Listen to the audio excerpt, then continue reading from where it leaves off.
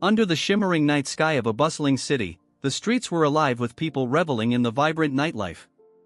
Amidst the commotion, the scene shifted to a lively restaurant where a man sat devouring his meal with reckless abandon. Onlookers began to murmur uneasily, debating whether to intervene.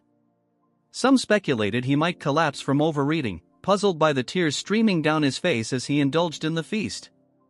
His sheer size and appetite drew comparisons to a festive holiday dinner, leaving the crowd both amazed and bewildered.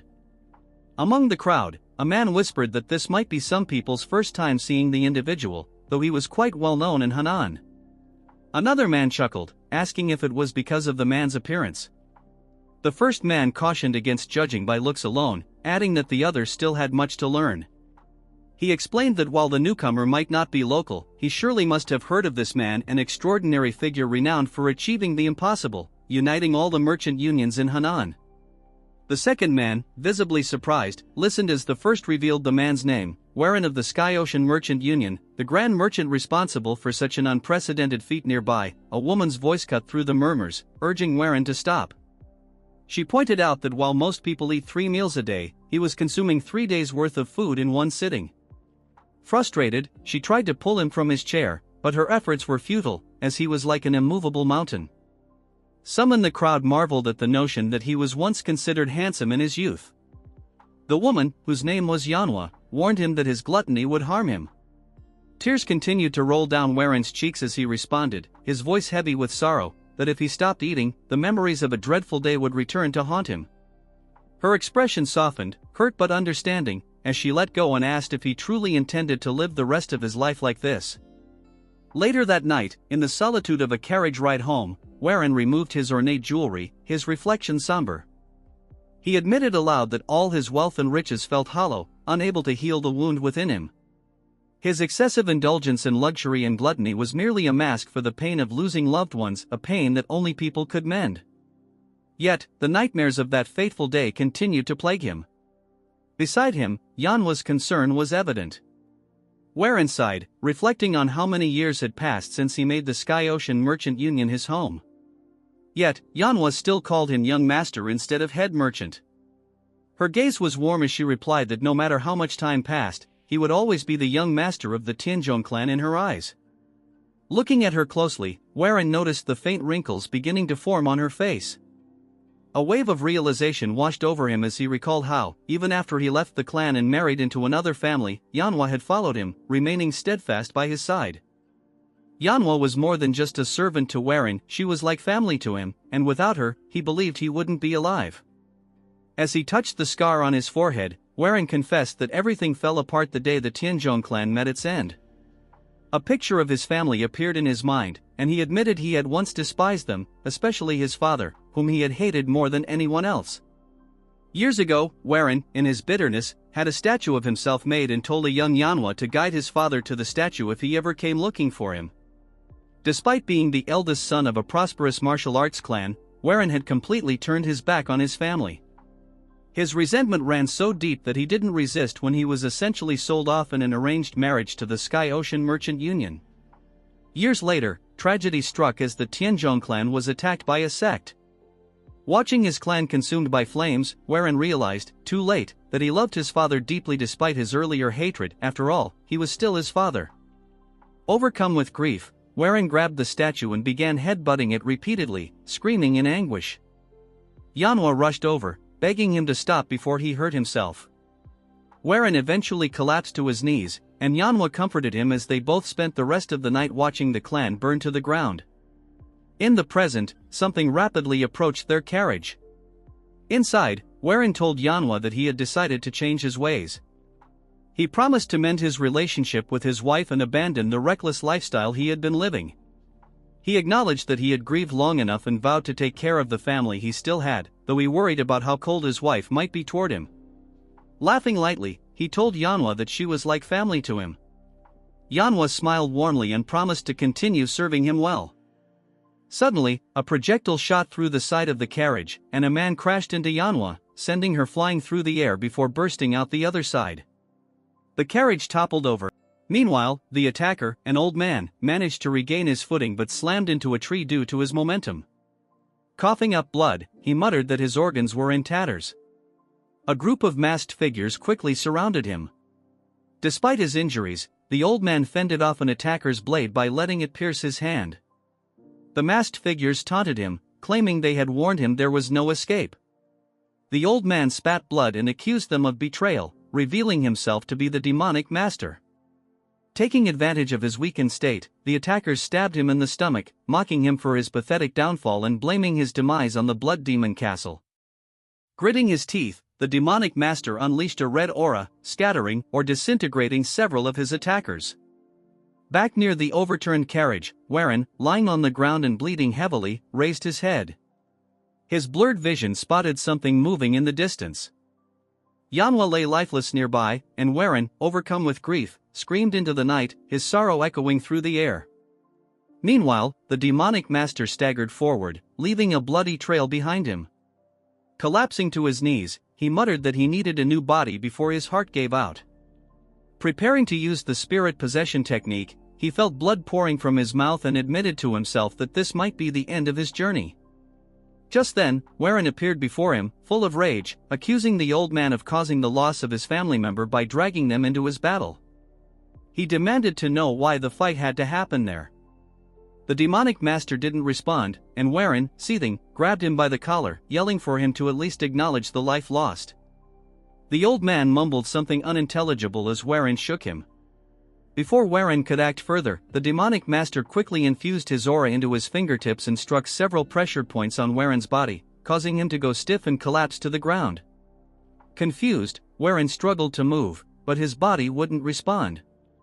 As he fought to lift his hand, the demonic master gasped, chiding Warren for treating an injured old man so roughly. Warren, still paralyzed, muttered that he knew the old man was a martial artist but couldn't believe this was how things would end for him. The demonic master sat beside him, admitting that since this was his final chance to use the spirit possession technique, he had hoped to claim a young and talented body to extend his life. But with his moments dwindling, he had no choice but to take what he could. Even if it's the body of a pig, he muttered, I'll make the most of it.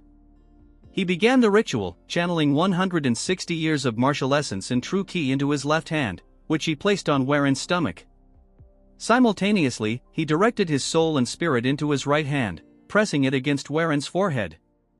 The two energies had to be sent in perfect harmony to succeed. After a tense moment, the aura surrounding them faded, and the old man's body went limp. Warren sat up abruptly, pushing the corpse away. Looking down at his hand, he clenched it experimentally before an eerie smile spread across his face. The possession technique had worked. But as soon as he felt victorious, a splitting headache racked his body. The demonic master's voice echoed in his mind, explaining that Warren should already be suppressed by his true ki and spiritual power. The scene shifted to show the demonic master's soul floating behind Warren's body, frustrated as he realized Warren was refusing to yield. I will survive, Warren shouted in defiance. I must avenge my clan. The old man, surprised by Warren's unrelenting willpower, scoffed, claiming it was futile. With an ominous smirk, he began to absorb Warren's soul, inhaling its essence. Warren's spirit started to deteriorate, his consciousness fading as the demonic master gained control. Suddenly, one of the masked attackers appeared behind Warren's body, immediately recognizing that the demonic master had already succeeded in transferring into his new vessel. Countless demonic humans of the three demonic heavens called him their master for a reason, but his reputation ends there as the assassin lunges at him with a sword. The old man mutters, "This is bad," realizing his spirit possession technique is on the verge of completion. The blade pierces through his throat, causing him to cough up blood as a red aura glows around him, followed by an explosion. Meanwhile, Warren's voice echoes, complaining that his head feels like it's splitting apart. The scene shifts, and Warren awakens in an unfamiliar apothecary. Sitting up groggily, he wonders where he is, complaining about the dryness in his throat. Spotting a bowl of medicine nearby, he takes a sip, only to grimace and exclaim, "This tastes awful." Suddenly, he notices his slim hands and screams in panic, dropping the bowl, which shatters on the floor. Stunned, he stares at his hands, horrified by their frail appearance, and mutters, "What the hell is wrong with my hands?" A young girl rushes into the room, alarmed by the noise. Calling his name, she asks if he's okay and mentions hearing something break. To his shock, it's Manhwa, looking much younger. He grabs her, frantically asking how she has become young again. Manhwa, confused, asks if he had a bad dream. Warren tries to convince himself that this must be a dream, but then he feels a sharp pain in his foot. Looking down, he realizes he has stepped on a shard of glass, and the sensation is too real for a dream. His expression turns to confusion as he tries to make sense of the situation. Suddenly, an idea strikes him. Without a word, he gets up and heads outside, ignoring Manhwa's protests that he shouldn't be moving around with his injured foot. Warren stops in front of a statue and stares at it in disbelief. "Why is this here?" he mutters, his voice shaking. He remembers destroying it after that fateful day and can't fathom its presence now. His hands tremble as he reaches out to touch the statue. Overwhelmed with emotion, he calls out to Manhwa, who sees him trembling and crying. Concerned, she asks when he had the statue placed there. She then explains that it's only been around for 5 days. Hearing this, Warren's expression shifts, and he says with determination, "There's still time." Manhwa watches in confusion as Warren grips the statue tightly and, with an anguished cry, slams his head into it. The statue cracks on impact, and with one final blow, it shatters completely, reduced to rubble by Warren's sheer will and strength.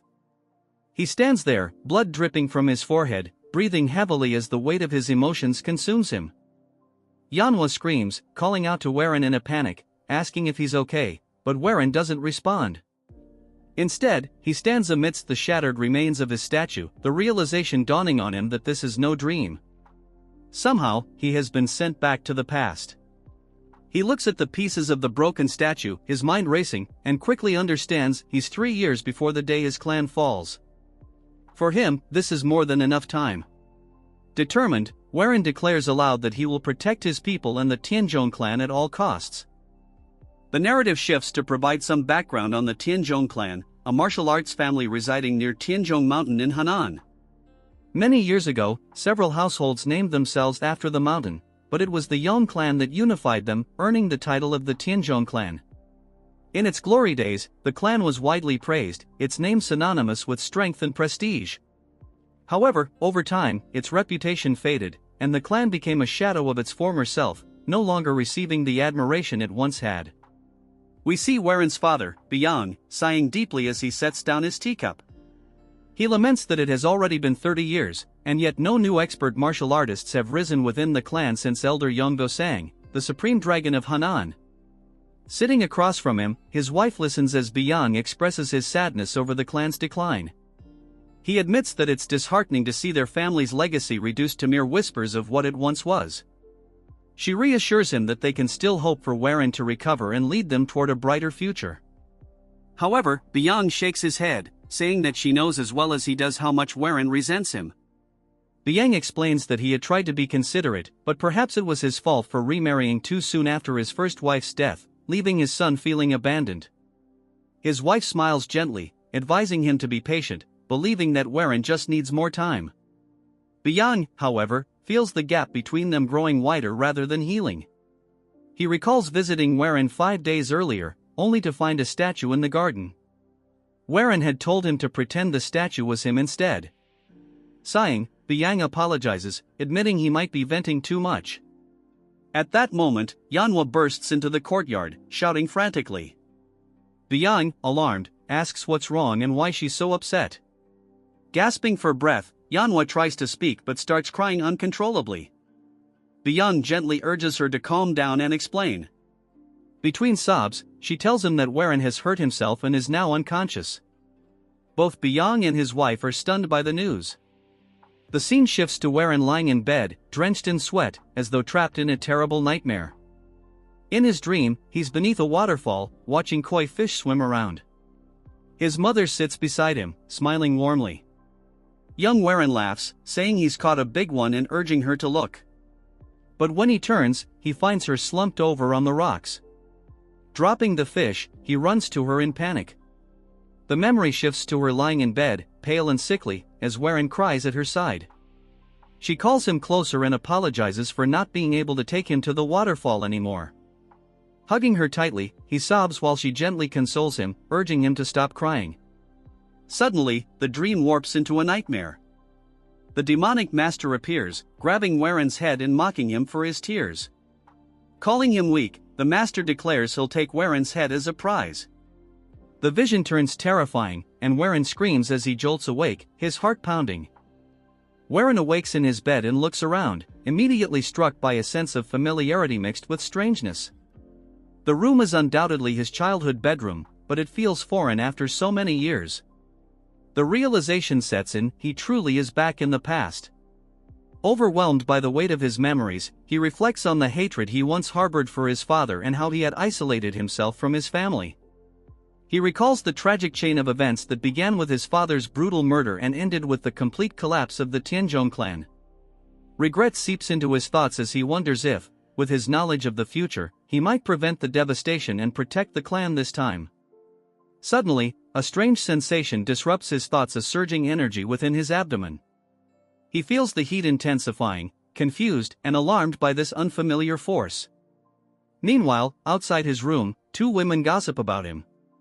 One scoffs at the idea that Waren destroyed the statue by headbutting it, pointing out his long-standing frailty and lack of martial arts training. The other insists she saw it happen with her own eyes and speculates that he might be possessed.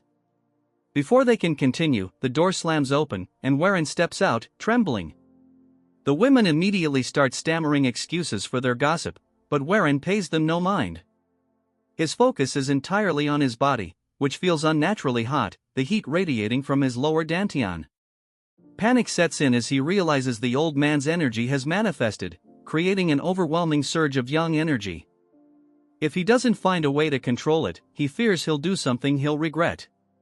Without hesitation, he dashes into the forest, muttering to himself about the dire need to manage the energy. As he runs, his body feels as though it might explode from the intensity of the heat. Finally, he leaps into the cold waters of a waterfall, the same one from his dream, letting the freezing water cool his overheated body. Steam rises from him as he emerges, and he lets out a long, relieved sigh, feeling momentarily saved. Just as he begins to regain his composure, he hears a voice calling his name. Startled, he looks up to see his father, Yong, rushing toward him. To his shock, Yong leaps into the freezing water and grabs him, tears streaming down his face. Yong accuses him of trying to take his own life on such a cold day, his voice filled with desperation and sorrow. Waren is overcome with emotion at the sight of his father alive, but he holds himself back from acting too affectionately, knowing it would seem odd given their strained history. However, his emotions get the better of him, and he embraces his father tightly, unable to stop himself from crying. In his heart, he feels a profound gratitude for this second chance. Whether this is a dream or reality, he vows never to lose his family again. 3 months pass, and Waren's relationship with his family begins to heal. One day, he goes fishing with his younger half-brother, Kajung, a boy he barely spoke to in his past life. Kajung laughs as he shows off his fuller basket of fish, teasing Waren that he'll win their bet. Waren reflects on how he neglected Kajung before, even as the boy struggled with chi blockage after training in the clan's martial arts technique. In his previous life, the blockage left Kajung bedridden and unable to train, which contributed to the clan's decline. At the time, Waren was too absorbed in his responsibilities as a son-in-law of the Sky Ocean Merchant Union to intervene. Now, he regrets how his indifference added to Kajung's burdens. During their fishing trip, Kajung hesitates and asks if it's really okay for him to stop taking the medicines prescribed to him. Waren laughs, joking that the medicines would only make him fat. When Kajung protests that he doesn't remember him ever being fat, Waren corrects himself, saying the medicines might eventually lead to it. Kajung chuckles, saying he likes the new Waren, especially since he's been giving him allowances under the guise of bets. When Kajung shows him his superior catch, Waren dramatically throws his own fish into the air, declaring he won't lose again. The brothers laugh, and Waren grabs Kajung, joking that he's caught the biggest fish yet before pulling him into the water. As they play, Waren silently apologizes to Kajung, vowing to protect him from the burdens that once crushed him. Meanwhile, Waren has been tirelessly preparing for martial arts training by strengthening his body. He meditates daily under the waterfall to stabilize the old man's energy, which hasn't caused further issues since its initial surge. One morning, as he finishes his meditation, he notices his younger half-sister, Xiaolin, standing nearby with a towel. She cheerfully hands it to him, saying she feels like they're finally growing closer. Warren, guilt-stricken, recalls how cruelly he treated her in his previous life despite her kind nature. Sialan had always tried to connect with him, often inviting him to events like fireworks festivals. Each time, he had snapped at her, telling her he had no time for such trivialities and leaving her in tears. The last time she invited him was the final interaction they ever had. On her way to the festival, she was murdered, and Beyond, devastated, launched a personal investigation. Not long after, Beyond was assassinated as well. Warren's heart aches as he looks at Sialan, vowing to never treat her coldly again. This time, he will protect her, Kajong, and everyone else he lost. He recalled the past events tied to Sialan's invitations to attend two festivals, the Moon Festival happening today and the Yong Clan Festival scheduled a year later. Tragically, it was during that future festival that Sialan met her untimely death. Determined to rewrite history, Warren asked if today was the Moon Festival, and Sialan, her eyes sparkling with excitement, eagerly confirmed. She asked if he truly wanted to go with her, a hint of disbelief in her tone, and he assured her he did, even suggesting they shop together before the event. Her joy was palpable, and Warren silently resolved not to let this precious opportunity slip through his fingers again. He was determined to protect his family, rewrite the fate of his loved ones, and restore the Tianzhong clan's former glory, no matter the cost. Later that day, Warren joined the other disciples for training at the estate. This was a stark contrast to his former self, who had spent his days confined indoors, swallowing bitter medicines and immersing himself in books, refusing to engage with the outside world. Reflecting on how drastically his life had shifted, he acknowledged that the ominous energy from the old man's spirit, which once terrified him, now served as an unyielding force driving him forward.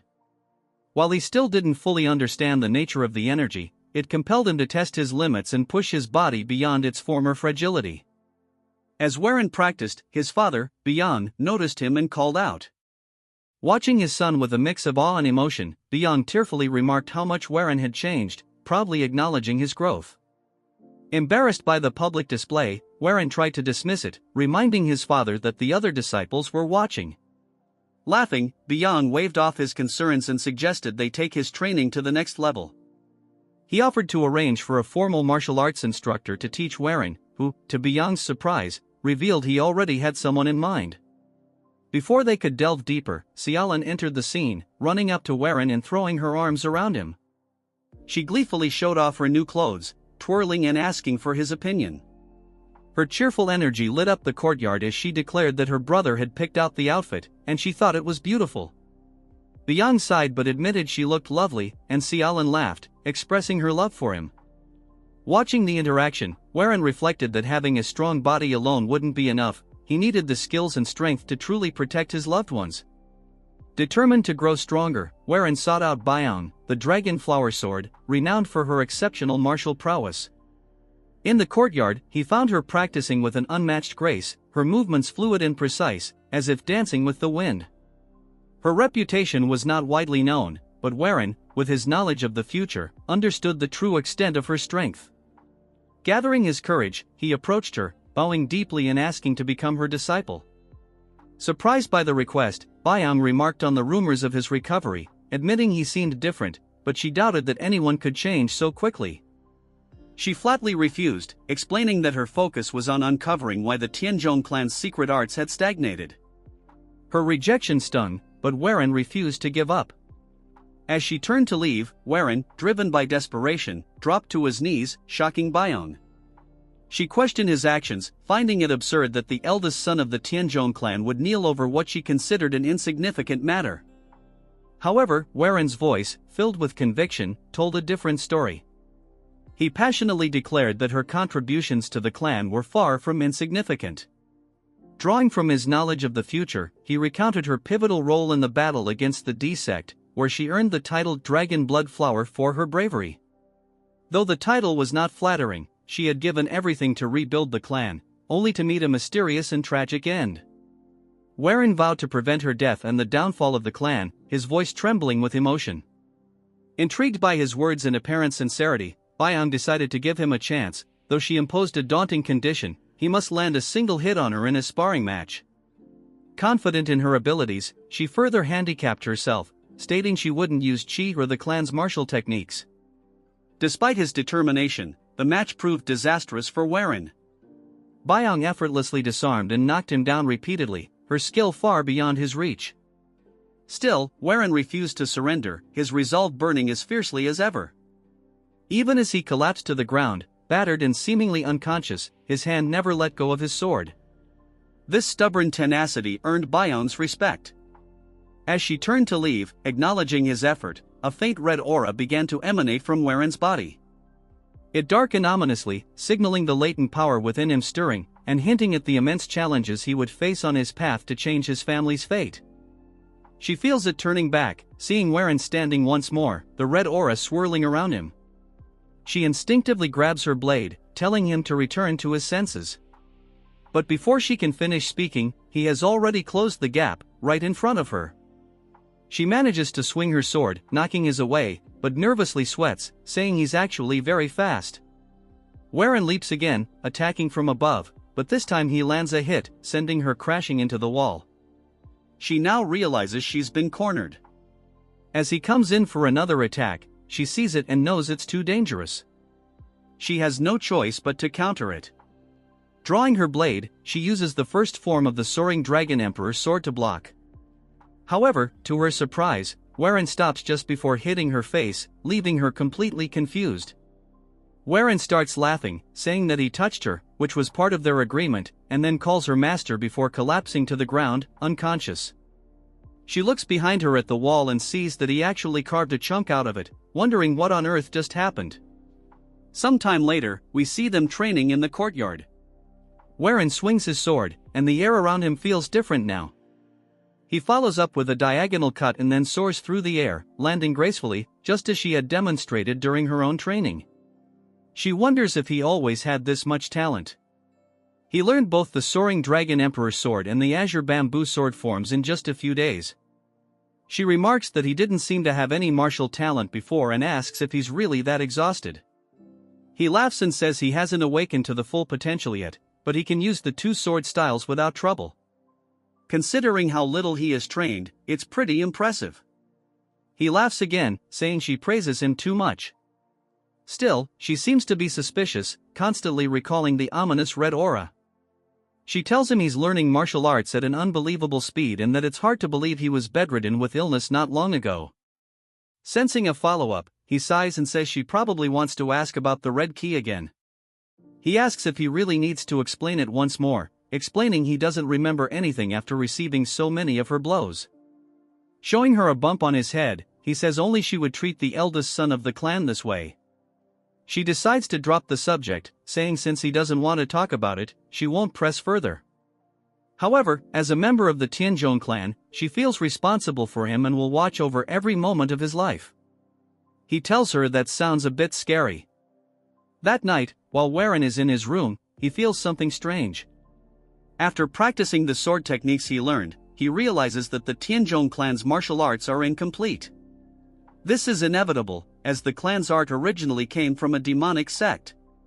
The founder of the Tianzhong clan was a wandering martial artist seeking justice in Henan. He learned two demonic arts from the hidden saint cult, which was neither an orthodox nor a demonic sect. Despite learning these arts, the founder reinvented them over time to form the two sword techniques used today. While their power was reduced, it was still enough to make him the greatest swordsman in Henan. But since the martial arts came from a demonic origin, they were incomplete when combined with orthodox cultivation methods. Reaching the peak of these techniques was impossible, and the founder kept the origins of the arts a secret. After many years, this truth finally surfaced, leading to the downfall of the clan. Clenching his fists in anger, Warren declares that things will be different now. He has a way to complete the martial art, something only he can do because he has seen the future. Later, Warren talks to his father and stepmother, telling them that he plans to visit the clan. Byung asks what business he has there, and Warren explains that he recovered his health by learning martial arts and believes it would be good to visit them, especially since they have an arranged marriage. Byung comments that time flies and that the marriage was arranged before Warren was even born. He begins to mention the daughter's name, but Warren interrupts, saying her name is Jel Changyang. His father smiles, agreeing, and says he was good friends with her father, Yugel. He's heard that Chanyang is incredibly beautiful and asks when Warren plans to leave. His stepmother suggests that since Warren has just recovered, it might be better for him to take more time to rest. Warren laughs, saying that he's of age now, and meeting people through travel is an important part of life. He adds that his father was around his age when he met Yugal. His stepmother agrees but warns him to be very cautious about his health and safety, as the trip will be long and take over a month. She insists that he needs a dependable bodyguard. Just then, we see Bayan looking furious. Warren is happy to see her but asks who the two men behind her are as they step forward. The men begin to approach and grab her by the arms, leaving Warren wondering what's going on. The men smile and comment that he's in much better shape now, clearly training his body, and that he's very different from before. Warren guesses that they must be the Rising Ghost Blades and says it's nice to meet them. The men confirm they're here to protect him and add that Warren has the potential to bulk up and gain muscle. The two muscle-headed brothers are introduced as Jungwook and Wook. Warren says that although they may seem like muscle-heads, they're skilled enough with swords to be called the Ghostblade Blades. He comments that his father must have put a lot of thought into choosing his guards.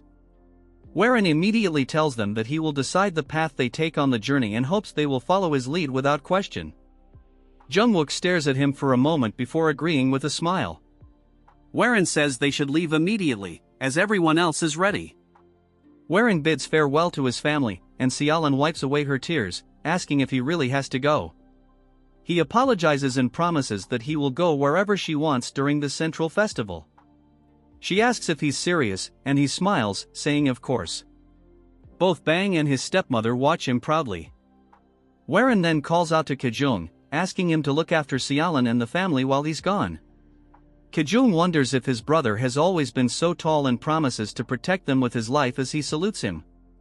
Warren takes a few steps back, telling them he's ready to leave. We see his father and the family respectfully bidding him farewell as he heads out with his guards. Just as he begins to leave, a familiar voice calls out to him. When he turns, he sees Yanoa running toward him. Warren immediately recalls the time when the clan was already failing, and he was leaving in a carriage. Yanoa had chased after him, calling his name and begging to go with him. It feels just like what is happening now, and Warren can hardly believe she's chasing after him again. He starts to think about it, but Jungwook advises him to refuse her, saying it's too dangerous for a servant girl to join them. He tells them to wait a minute. Getting off the horse, he runs toward her. He apologizes, closing her eyes, thinking she might get slapped. She is instead shocked when he hugs her tightly. The rest of the party watches the drama unfold. Warren tells Yanoa that she always wishes to be by his side. For that, he is forever grateful. He explains, however, that the path he is taking could be extremely far and dangerous. As of now, he is unable to protect her if she went with him. He doesn't want to bring her harm since she is his beloved family. With a smile, he tells her that she has to stay with the family. Yanoa cries as she agrees to his terms. Warren, with a determined look, leaves the clan. He thinks to himself that when he returns to the Tianzhong clan, a lot will have changed.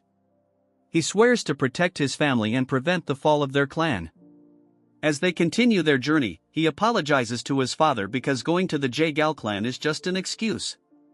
It is not far from the Wudong clan, where the secret to perfecting the incomplete martial arts of their clan lies.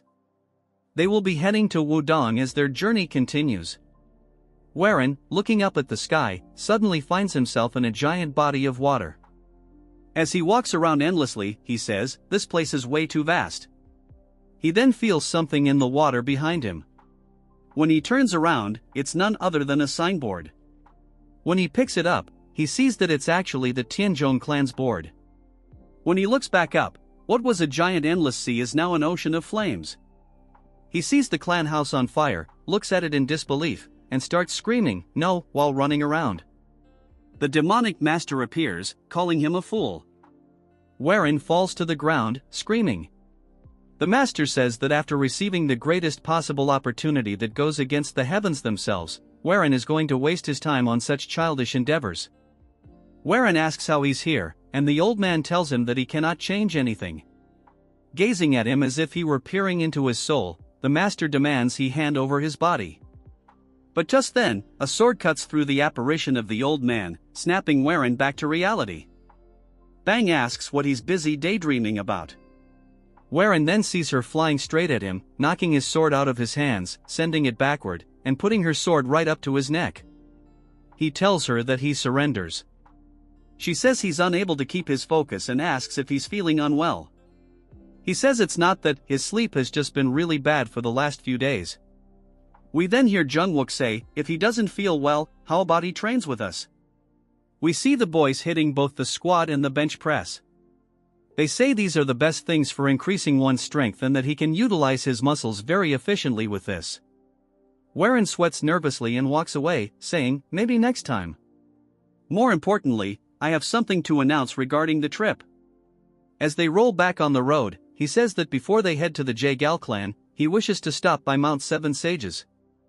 Jungwook asks why, and Warren explains that he's read a book written by a renowned herbalist, and it says there's a part of Mount Seven Sages where 100-year-old ginseng can be found. It is also said that there is monkey wine, which is rare and hard to find elsewhere in the world. Both of the brothers start drooling at the thought of the wine. Warren says he heard that they love alcohol so much that people call them the two rising drunken ghosts.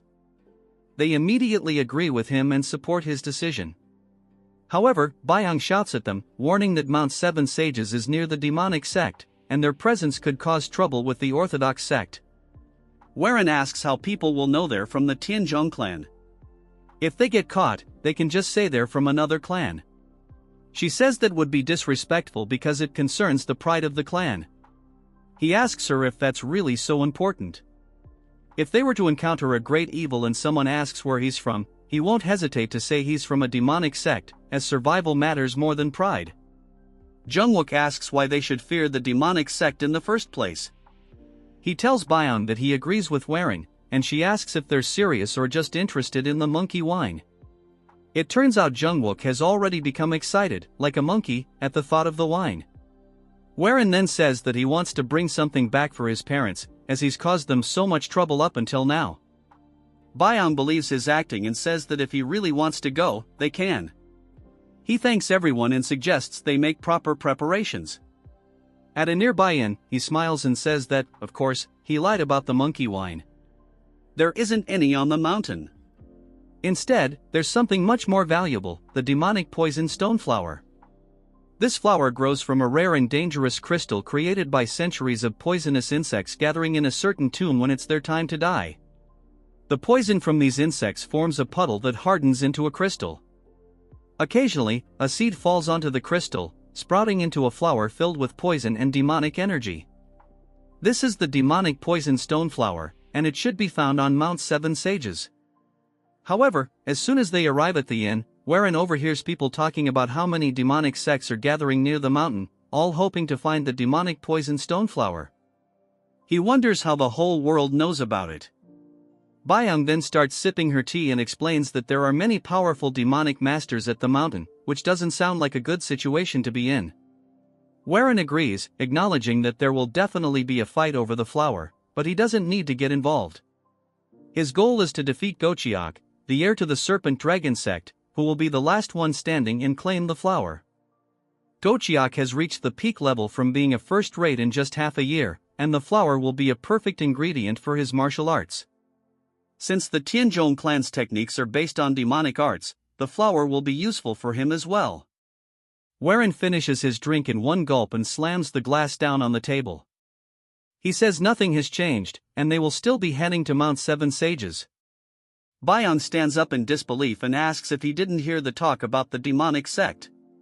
He replies that the mountain is one of the paths to the Jaegal clan, and the Jaegal clan will certainly be involved, so meeting them might not be a bad idea. Warren sighs and leans over the table, telling Byung that while she may be okay with this plan, if they face powerful martial artists, they won't be able to handle it and will have to run. He then asks about the two goofballs. When they turn around, they see the two brothers lying on the floor, passed out from drinking too much. Warren shakes his head and shrugs, reassuring her that he won't go near any places where dangerous martial artists might be. Byung seems suspicious but reluctantly agrees. They head to a new location where they'll stay for the time being. Warren says that the area around Mount Seven Sages is essentially like the Gallery of Pandemonium. Although he's too weak to enter such a place, he believes the true winner is the one who laughs last. We then get a flashback to Warren telling the group that they should check inns and bars run by the Serpent Dragon sect. They should look for places with few customers but many horses, as Gochiak, the young sect leader, will need a large number of horses to move quickly. If he finds a stable, it means Gochiak and his men are likely to stop there, even if Gochiak has obtained the demonic poison stoneflower. The flower will not be taken immediately, instead, it will be kept in a sect run-in before being transported to a safer location. Warren explains that the only inn that fits these conditions is the one they are currently staying at. If they stay there, Gochiak will eventually show up with the flower. Later, we see a large group gathered, and Warren watches from above. He asks what they're looking at, and Jungwook replies that the young master of the Serpent Dragon sect is down there. It's none other than Gochiak, the person Warren has been waiting for. Warren is surprised and wonders why Gochiak is here instead of at Mount Seven Sages. He wonders if Gochiak is not actually fighting for the flower. One of Gochiak's men runs up to him and whispers something in his ear. Warren says that he can't make out what they're saying from this distance. Gochiak's expression changes as he hears the news. He looks angry and starts shouting at everyone to gather the swordsmen from their clan because they are going to chase them. Jungwook comments that if Gochiak is calling out the 8 swords and the 8 slashers of the Serpent Dragon sect, then this is big news. Warren thinks that if something urgent just happened, it could create an opportunity to steal the flower, giving him a higher chance of getting it himself. He tells Jungwook to get ready because they're going to follow the group. Byung starts yelling, asking why he wants to chase after a demonic sect, saying it's too dangerous. She's really worried and asks why he keeps getting involved in more risky situations. Warren tells her that Janghu is about to go through a big change, and to survive in the chaos, they need to get stronger. He says that power is just a tool for them. Byung responds that Janghu is peaceful right now, and they're not weak enough to need some herb to become strong. Warren disagrees and tells her that they are weak and can't easily claim what they want without this power. He has a dream, and he's going to get the flower no matter what, so he can protect his family from outside threats. He says that if she believes in him as the heir of the clan, she needs to follow his orders. Byung is taken aback by his sudden change in attitude, and she wonders if it's her fault for not seeing him as an adult until now. Jungwook laughs, saying he didn't know Warren had such courage. He and his brother show their respect and say they will follow his orders. Byung, seeing this, also agrees to follow him. She adds that he needs to remember that Janghu isn't a place to take lightly. Warren nods, agreeing, and tells her not to worry too much. He says that no one knows that better than he does, since he's been through it all. They then prepare to leave town and head to a different area. As they sneakily follow the Serpent Dragon sect members, Warren says he never expected there to be so many of them. The sect members start to form a formation, and Byung tries to tell Warren about it. He stops her, saying that it looks like Gochiak and the others are setting up an inescapable net. Jungwook becomes worried, saying that means they should probably move quickly. Warren reassures him, saying the main group hasn't done anything yet. He's certain they're waiting to take action once they spot anyone suspicious or the person with the miracle medicine. So, they should wait for the right moment. They listen carefully, hearing shouting in the distance about finding the person. This gives them a chance to sneak away a little further. Warren suggests they move towards the river since, now that the person with the medicine has been found, a person on the run would likely choose to go toward the water rather than the woods. Namwook asks why, and Warren explains that a person escaping would prefer water. After a while, all they hear is the eerie silence of the river. They notice it too. Warren tells them to stay as quiet as possible from now on, and Byung audibly gulps in fear. Suddenly, a man walks through the river, screaming for help. He is covered in blood and getting closer to them.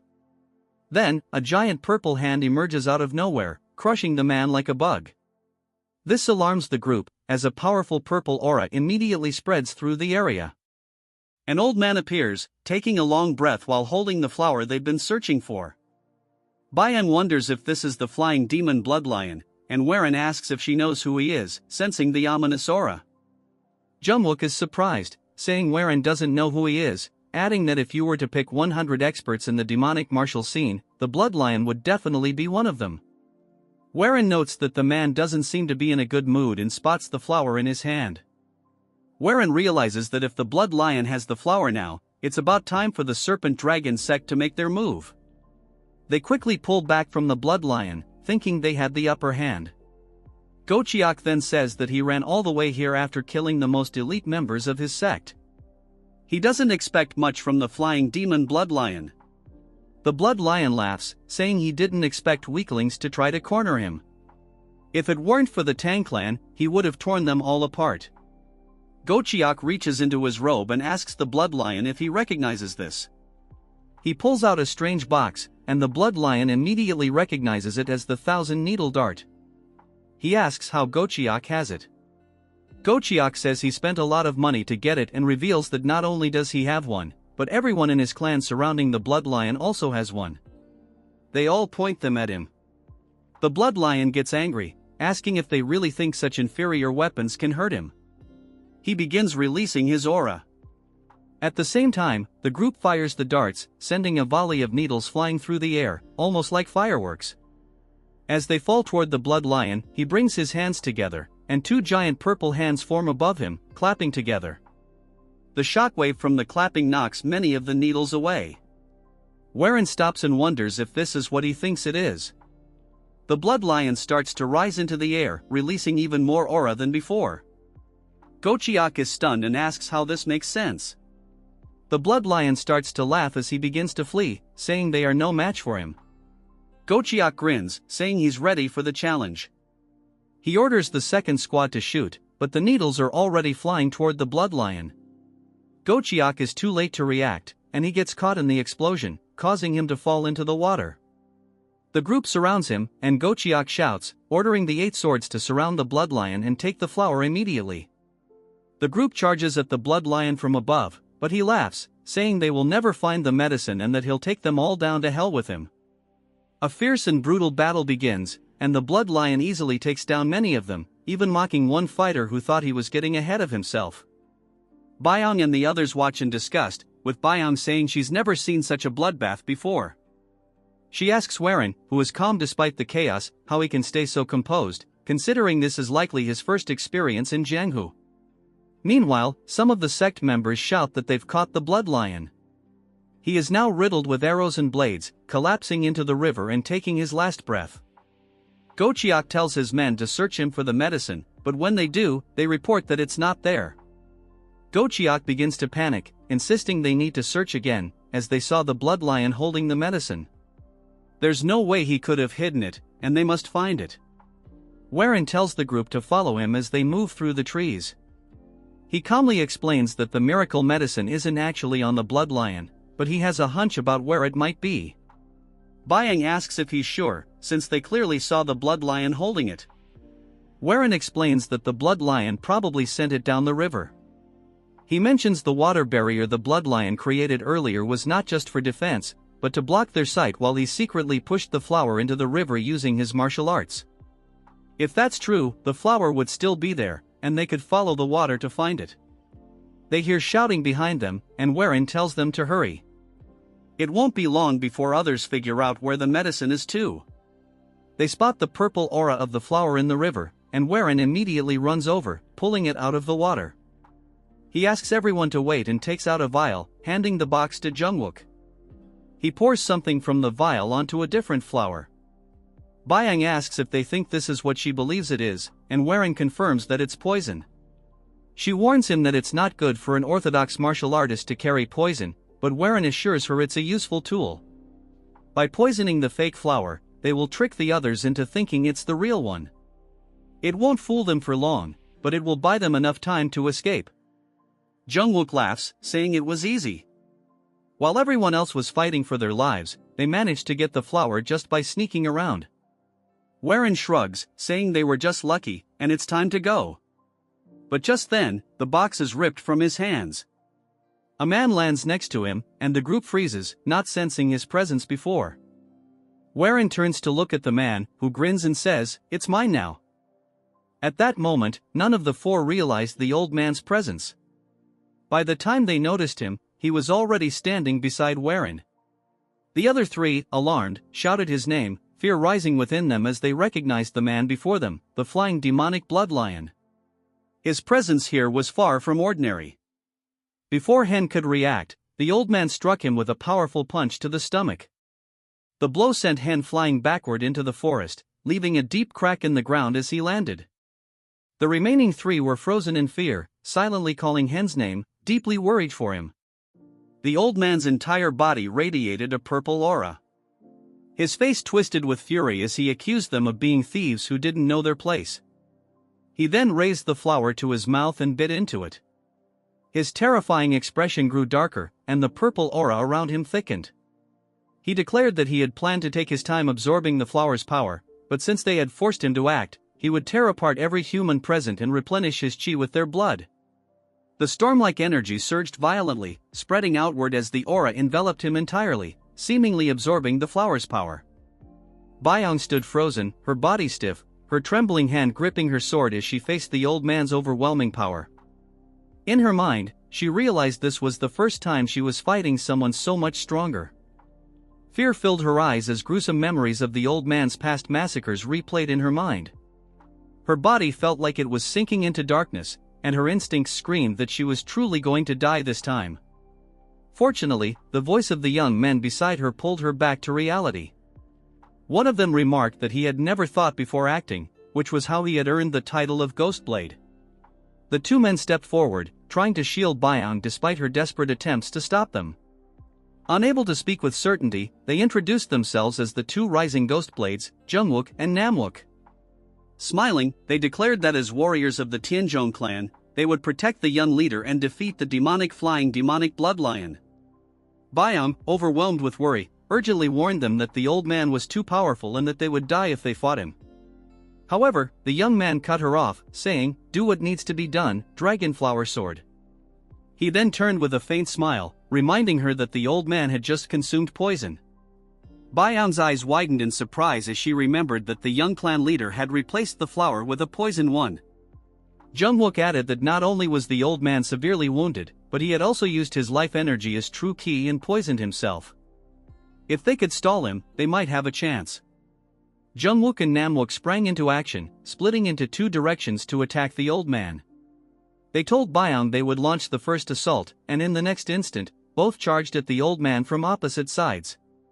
The old man's eyes turned completely white, and blood vessels bulged across his face as he sneered. "I must applaud you for not running." His aura-covered arm blocked both swords directly, and when they made contact, the swords shattered into pieces. His arm then elongated, aiming to strike both men. Caught off guard, the two could do nothing but brace for the attack. In that critical moment, a golden light erupted like a shield, intercepting the old man's strike. It was Byong, wielding a technique called Soaring Dragon Emperor Sword, followed by Heavenly Lightning Ascension. The lightning surrounded her blade and pierced through the old man's left arm. Despite her attack, fear remained on Byong's face. The old man roared in anger, his attention now entirely focused on her. Just as he prepared to retaliate, he suddenly felt something amiss within his body. Abruptly halting his assault, he retreated. At this point, the two men had managed to create a safe distance, but the old man suddenly coughed up blood, glancing at the crimson smear on his palm. He realized that he had been poisoned internally. He wondered if that old woman from the Tang clan had managed to poison him, but quickly dismissed the thought, reasoning that the Tang clan's poison would have already dissolved his organs. The old man shifted his gaze toward Byong's group and concluded that this poison could only be their doing. Fury surged through him as he clenched his teeth and roared in anger, realizing he had been outsmarted. He declared that he would crush their bones into dust. The old man erupted in a violent coughing fit due to the poison coursing through his veins. Meanwhile, Byong and her two companions remained alert. She recalled Ghostblade's words and thought to herself that the old man was nearing his limit. If they could stall him a little longer, they might actually be able to defeat him. However, the old man's sudden maniacal laughter stunned her. He clutched his face, laughing like a lunatic, only to abruptly stop. His expression twisted with rage as he growled in a chilling tone, questioning if he would really meet his end, not at the hands of the Tang clan's old woman or the weaklings of the Serpent Dragon sect, but by the hands of these nameless nobodies. His eyes burned with hatred as he refused to accept this fate. Then, a terrifying realization hit him. The one he had sent flying earlier must have the demonic poison stoneflower. His aura grew even more threatening as his body radiated uncontrollable fury. He declared that if Hen had it, he would take it, even if Hen had already consumed it. He would tear open his stomach and drink its contents. The old man surged forward with a burst of power. Before Byung's group could react, he appeared in front of them, striking Namlook with such force that he was sent flying. Seeing an opening, Byung launched a counterattack, slashing at the old man. To her shock, his body transformed into a strange, unrecognizable form, making her attack useless. The old man then turned his attention to Jungwook, delivering a crushing blow to his face and sending him sprawling.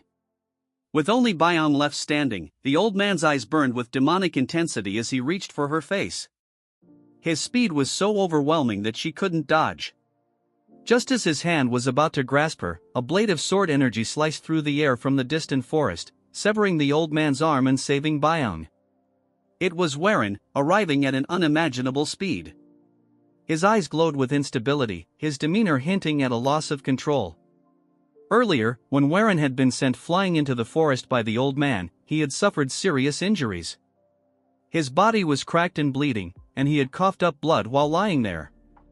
He thought grimly to himself, realizing that the flying demonic blood lion had used his life essence as true key to chase him.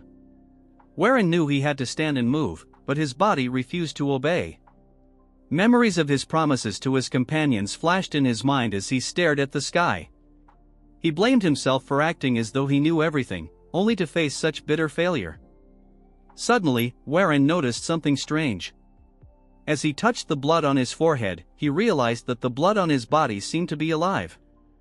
A sinister energy emanated from the blood, forming a twisted humanoid shape that seemed to beckon Warren to surrender his body. Gradually, Warren became aware of the mystery inside him. Inside my body is the energy of that old man I saw before he regressed, he realized. He remembered using that power during his fight with Instructor. If he used it again, he could defeat the flying demonic blood lion. The energy continued to tempt him, slowly seeping into his body through his mouth. He could feel it trying to control him. If I close my eyes, this terrifying power will take over, he thought. Warren struggled internally, gritting his teeth to prevent the energy from fully invading him. He opened his eyes wide and questioned whether he truly needed power he couldn't control. Determined, he fought against the invading force. I must hold on. I won't let this evil energy take over my body, he vowed. As the aura continued to push against him, Warren shouted at it to be silent. He gathered all his strength and declared, "This body is mine. I am its master, not you. You're just a ghost from the past." Warren promised to protect those he cared about with his own strength. In that instant, the red energy vanished completely, and he regained full control over his body. Without wasting any more time, he focused on his legs and propelled himself toward the battlefield, where his companions were still struggling against the terrifying old man. Just in time, Warren appeared and used the red energy to sever the old man's arm. The old man's arm was cut off, and blood poured out uncontrollably. His face showed shock, unable to understand what had just happened. He quickly retreated, crying out in pain. The old man glared at Warren with hatred, but a second later, his eyes widened in shock. Surrounding Warren was a terrifying red energy that caught him off guard. He realized that this was the power of a demonic master. Stunned, the old man demanded to know how Warren possessed such energy. At that moment, the poison flared up again, causing the old man to clutch his mouth and cough up blood. Byung also turned to look at Warren, recognizing the energy from her previous fight with him. Meanwhile, Jungwook and Namwook returned, both wounded. Realizing he had arrived at the perfect moment, the four of them stood together, ready to face the old man. Warren encouraged them, saying that the flying demonic bloodlion was poisoned and had used his life essence some time ago. He would soon collapse. With a serious expression, Warren gave his first order as the heir of the clan, commanding them all to survive. The group's eyes burned with determination as they stared down the old man. Weakened by poison and the loss of his arm, the old man admitted, "I have faced many challenges in this land, but this situation is one I can't understand." Resolved to fight to the death, he declared that he would give up his own survival and use the last of his strength. His body began to glow with a purple aura. Despite not fully understanding how he gained such power, he sneered and said, "Struggle as much as you want." Facing this deadly foe, the group heightened their guard, fully prepared for a life-or-death battle. In the next moment, both sides charged at each other with all their strength and resolve. No one knew how long the battle would last or what the outcome would be. Elsewhere, a man angrily shouted at his subordinates for failing to find the old man. He and his group quickly moved through the forest, thinking that the old man would soon use his life essence. They arrived at the river near the forest, and when they emerged, the man was shocked by the sight before him. The clearing showed signs of a fierce battle, and he recognized traces of the bloodlion's martial arts. He grew more alarmed. Just then, his subordinates called out, announcing that they had found the old man. The man rushed over and saw the old man's body lying on the ground, covered in fatal wounds, blood pooling around him.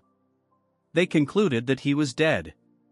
The man, dissatisfied, demanded to know the whereabouts of the flower. His subordinates hesitated, unable to answer, and his fury grew. Realizing they had no information about the flower, he roared, "If you can't find the flower, you will die." One of the subordinates nervously confirmed that the flower wasn't there. Enraged, the man drew his sword, prepared to kill the subordinate. The young man closed his eyes tightly, bracing for death.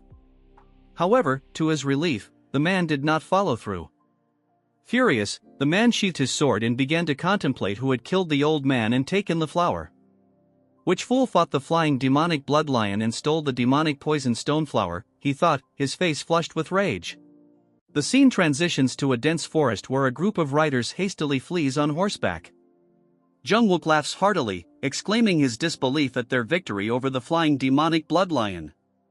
Byung, puzzled, questions what he means. Jungwook explains that if the lion had fallen even moments later, they would all have been killed. Reflecting on the encounter, Jungwook admits he still feels the danger of the situation, noting how those who survive such battles are considered strong. He remarks that the flying demonic bloodlion, a powerful martial artist in Jianghu, understood its own mortality and fought with everything it had. As they ride, Warren awakens, coughing blood, prompting Byung to ask if he's alright. Warren assures him he's fine, though weary, and comments that their battle with the lion was anything but easy. Holding a strange flower with an ominous purple aura from his robe, he vows to protect his family and clan no matter the cost. However, he acknowledges the path ahead will be dangerous and warns there may be days like today when their lives are at risk. Turning to Instructor Mo, he urges him and the two rising ghost blades to become stronger. Jungwook responds with a determined voice, though Namwook remains unconscious. Byung then addresses Warren, pressing him to explain something. Warren, confused, listens as she clarifies, asking about the ominous energy earlier. Jungwook interjects, stating that the aura felt unlike the energy of the Tianzhong clan and more akin to the flying demonic bloodlion's sinister chi. Byung, now worried, asks if Warren has learned demonic arts. Internally, Warren debates whether to reveal his regression, fearing the consequences it might have on the future, and ultimately denies the accusation. He promises to explain everything later. Byung, still uneasy, argues that since they all risked their lives, Warren shouldn't keep secrets from them now. Riding fast to keep up, Warren aggravates his injuries, coughing blood again. Byung notices and urgently asks if he's okay. He smiles faintly, reassuring her and the group that they will be the first to know everything when the time is right. Though dissatisfied, Byung has no choice but to drop the matter. She signals the group to stop and rest, as Warren's condition worsens. As they dismount, Byung observes Warren's declining state and suggests seeking help from the Jaegal clan. Warren disagrees, reasoning that their pursuers, including Gochak and the Serpent Dragon sect, would only bring trouble to the Jaegal clan. Instead, he proposes heading to Mount Wudong, where he has heard of a skilled physician with the surname Heir. Byung questions the existence of such a physician on Mount Wudong, and Warren confirms the rumor. Meanwhile, on Mount Wudong, a white cat leaps gracefully through the forest, pursued by a young man calling it Bull. He pleads with the cat to stop, warning it of the mountain's dangers, but the cat continues running. It halts suddenly at a bush, intrigued by a strange noise emanating from within. As the young man finally catches up and grabs the cat, the sound draws his attention. Before he can investigate further, Warren's group emerges from the bushes, battered and bloodied from their journey. Warren, pale and with his face smeared in blood, cries out in relief at finding someone in the desolate mountain. The sight of his ghastly appearance terrifies the young man and the cat, leaving them trembling as a piercing scream echoes through the forest. Later, in a small straw house deep in the woods, Warren lies unconscious, receiving treatment. When he awakens suddenly, startled by a nightmare of the flying demonic blood lion, he finds his body intact and realizes he has been treated. Relieved, he concludes that they have indeed found the healer they sought. The boy Warren had encountered earlier in the mountains opened the door, noticing that Warren had regained consciousness. The boy explained that Warren had been seriously injured, so he brought him to their clinic, a small establishment run by his grandfather and himself. As Warren tried to rise from the bed, the boy urged him to remain still and take his medicine first. Curious, Warren asked if the boy's grandfather was named Hei Dukgong. The boy confirmed this, surprising Warren, who realized that this boy was Ha Kielryung. In turn, Kielryung was startled that Warren knew his name. Warren thought to himself that he had finally found the reason for his journey to Mount Wudong, even using the Jaegel clan as an excuse. This child was the key to completing the Tianzhong clan's unstable martial arts. More importantly, he was destined to become the future strongest man under the heavens, the one supreme Kielryung. Warren recalled how, before his regression, a battle of unprecedented scale had erupted over a martial arts tome. The conflict involved not only the unorthodox and demon clans but also the 5 great clans. The tome introduced a revolutionary concept, the coexistence of good and evil within a human. When balanced, this duality could produce power far beyond ordinary limits. This philosophy, left behind by Zhang Sanfeng, the progenitor of the Wudong sect, was detailed in the Yin-Yang Depth Heaven tome. In his past life, Kielryung's family had stumbled upon this tome by chance while foraging for medicinal herbs, which allowed Kielryung to ascend as the strongest man under the heavens. Warren knew that obtaining this tome could help fulfill his family's dreams. As Warren pondered, he watched Kielryung diligently prepare medicine.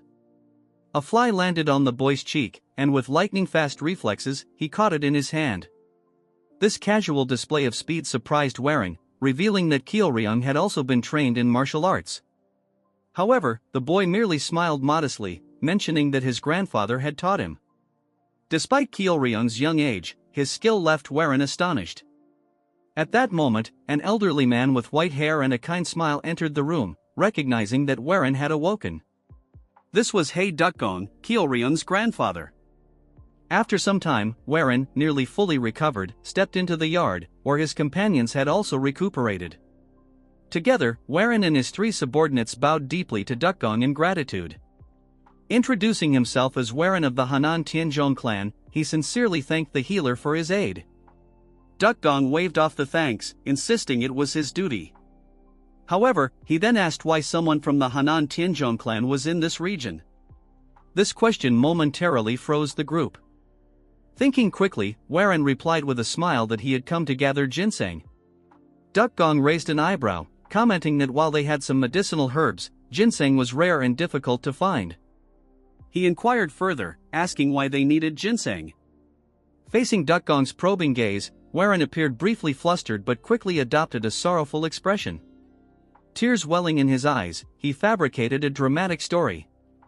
He explained that his mother had fallen gravely ill and that his parents, who had cared for him despite his frail health as a child, were the reason he could leave the clan and explore the world. His voice grew more emotional as he claimed he had received a message about his mother's condition and learned that ginseng could save her. As he spoke, he began crying louder, wiping away tears of supposed filial affection. Byung, standing behind him, marveled at his acting, though she couldn't help but recall how healthy Warren's mother had been when they left.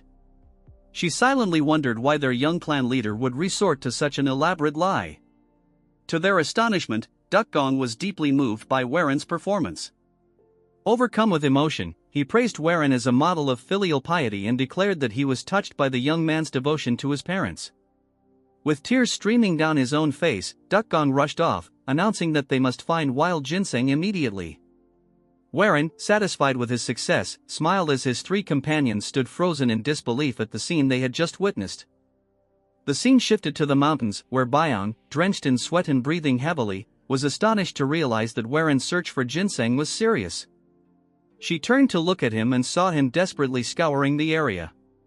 Noticing Byong slowing down, Warren reminded her firmly to keep searching and not just stand idly. His gaze was resolute as he mentioned needing to find the yin-yang depth but quickly corrected himself, substituting it with ginseng for his mother. Seeing the determination on his face, the three subordinates resumed their search with equal diligence. By the time the sun began to set behind the mountains, Dukgong, exhausted from a full day of searching, announced they would have to stop for the day. The group, weary and covered in dirt and plants, returned to Dukgong's house. Wiping his sweat, Warren thought to himself that knowing the future didn't guarantee achieving everything easily. Feeling the weight of his task, he lamented how difficult it was proving to be. Dukgong turned to Warren, assuring him that he would send the ginseng to his location once he found some, asking where Warren was staying. Remembering that Warren mentioned being from the Tianzhong clan of Henan, Dukgong inquired if he should send it there. Warren clasped his hands, thanked Dukgong, and agreed, then gazed toward the setting sun. Suddenly, he apologized, expressing his desire to stay a few more days to continue searching for ginseng and asking if he could remain at the house. Later, inside the straw house, Warren meditated, his body surrounded by a menacing red and black aura. He thought about searching the places Dukgong frequented, confident he would find clues related to the tome there. What a relief it was, he mused, knowing the right leads. Without them, he wasn't sure how long it would take. He paused his practice and stepped outside, coincidentally meeting Dukgong. Bowing in greeting, the two sat together in front of the house. Dukgong asked if Warren wanted to hike with him, but Warren politely declined, stating he would continue searching on his own. Dukgong smiled lightly, saying he could do as he wished, and the atmosphere turned quiet. Breaking the silence, Warren asked about Kyeolryung's whereabouts. At that moment, Kyeolryung appeared holding a white cat, but his expression was filled with fear. Alarmed, Dukgong asked if something had happened, wondering if he had encountered a tiger. Kyeolryung explained that he had been out hunting with Baekseal when some people tried to capture the cat, forcing him to flee. Dukgong, visibly worried, remarked that if martial artists climbing Mount Wodong had targeted Baekseal, it must mean they had realized the cat was a mystic animal. Suddenly, a group of people appeared, shouting that they had found their target. A girl in the group, around Kyeolryung's age, commented on how fast he had run. Addressing Kyeolryung, she asked if he owned the cat and suggested he sell it to her. Kyeolryung firmly refused, declaring that Baekseal was not for sale. Annoyed, the girl demanded an explanation and offered a handsome sum in exchange. Despite her insistence, Kyeolryung resolutely rejected the offer, his voice loud enough to draw the attention of Warren's subordinates, who watched the scene curiously. The two groups faced off as Kyeolryung shielded Baekseal behind him. Dukgong stepped forward, apologizing and explaining that Baekseal was like family and not something they could sell. The girl, speaking loftily, warned Dukgong that others would have taken the cat by force and told him to count himself lucky it was her making the offer. She urged him to hand over the cat. Watching her haughty behavior, Warren thought she was arrogant but also reminiscent of his former self. Stepping forward in front of Dukgong, he politely spoke, stating that it was wrong to demand something after it had been clearly refused.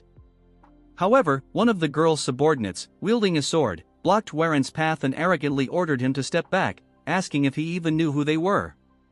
Maintaining a calm expression, Warren inquired about their identity. The large man introduced himself as a member of the Jaegal clan, revealing that the girl was the youngest daughter of the clan head. Realizing this, Warren was surprised to deduce that she must be Jaegal Yohi, the younger sister of his fiancée, Jaegal Changyang. Warren figures out why a mere bodyguard was acting so bold. Instead of fighting, he greets them with respect, telling them that it's an honor to meet the lady of the Jaegal clan. This ugly one-chapter character wants some screen time, so he starts beefing with our chat, asking him where he is from. All of a sudden Jungwook barges into the scene, telling him that for a mere guard he is being too bold, since he is Noah's. He bumps into his head, about to reveal their status. Warren tells him to stop and just says that they are visitors of Mount Wodong. As they come face to face, this little turd says that she does not wish to talk to someone that is not willing to reveal their affiliation. She moves on to Kyeolryung, telling him that he has two options. Getting close to him, she tells him that he can either take the money and hand over the cat, or she will take it from him by force. As she approaches the cat, our Chad calls him over, telling him that he will distract them for the time being, so he should just throw the cat in the air. Kyeolryung closes his eyes. Our Chad intrudes, telling her that there is a third option. Hearing this, she gets angry, which is clearly visible in her eyes. While she was distracted, he throws Bakesell on the air, telling it to run away. The cat is clearly shocked, seeing just what is happening. Following the orders, he instantly runs away. The girl gets pissed, cursing our Chad. In response, our Chad explains the third option, that if the cat runs away, all she has to do is catch it. If she does this, Kyeolryung will not be able to complain. As for her, she is having a hard time controlling her anger. She orders her minions to go capture the cat. Immediately they chase after him without wasting a second. Warren points in Kyeolryung, telling him that their plan has succeeded. In the evening, all these turds return, telling the mini turd that they have lost it.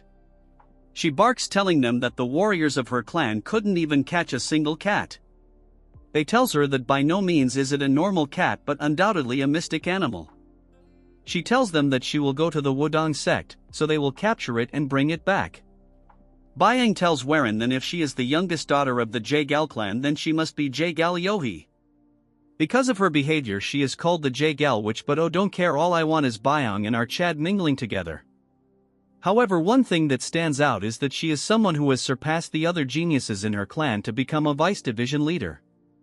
So Warren suggests that it would be better for them to hide their identities for the time being, since they don't know how she will react.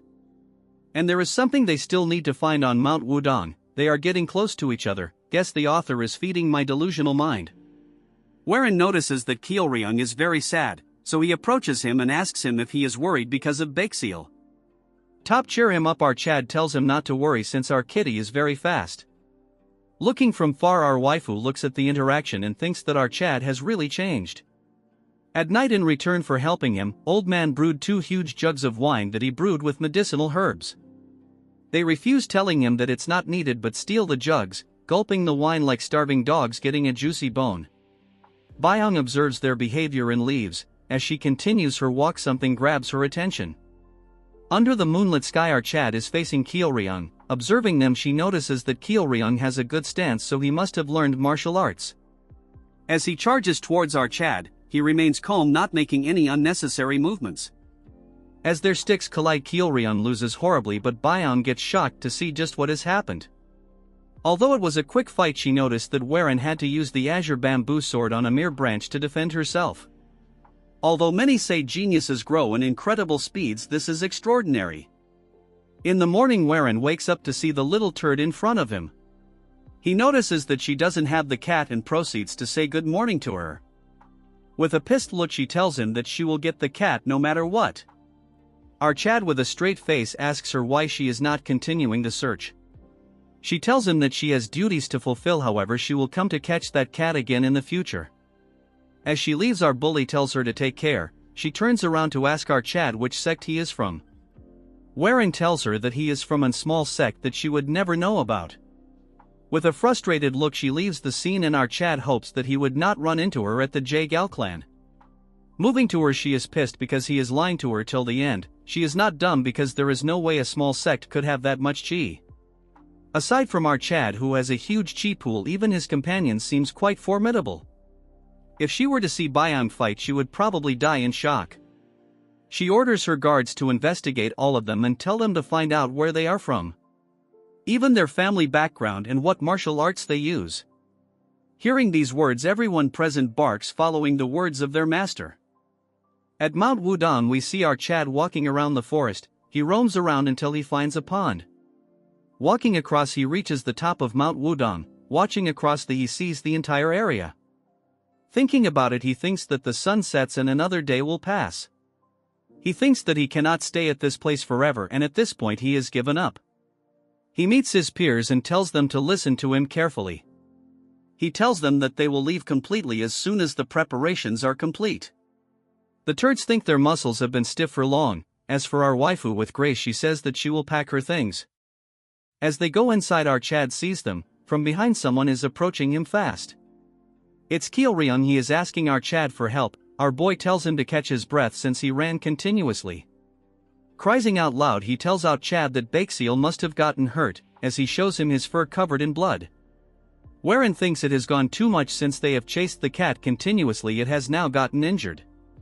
Ryung elaborates that by this time Baekseal should have retuned, since he is nowhere to be seen, he must have gotten hurt.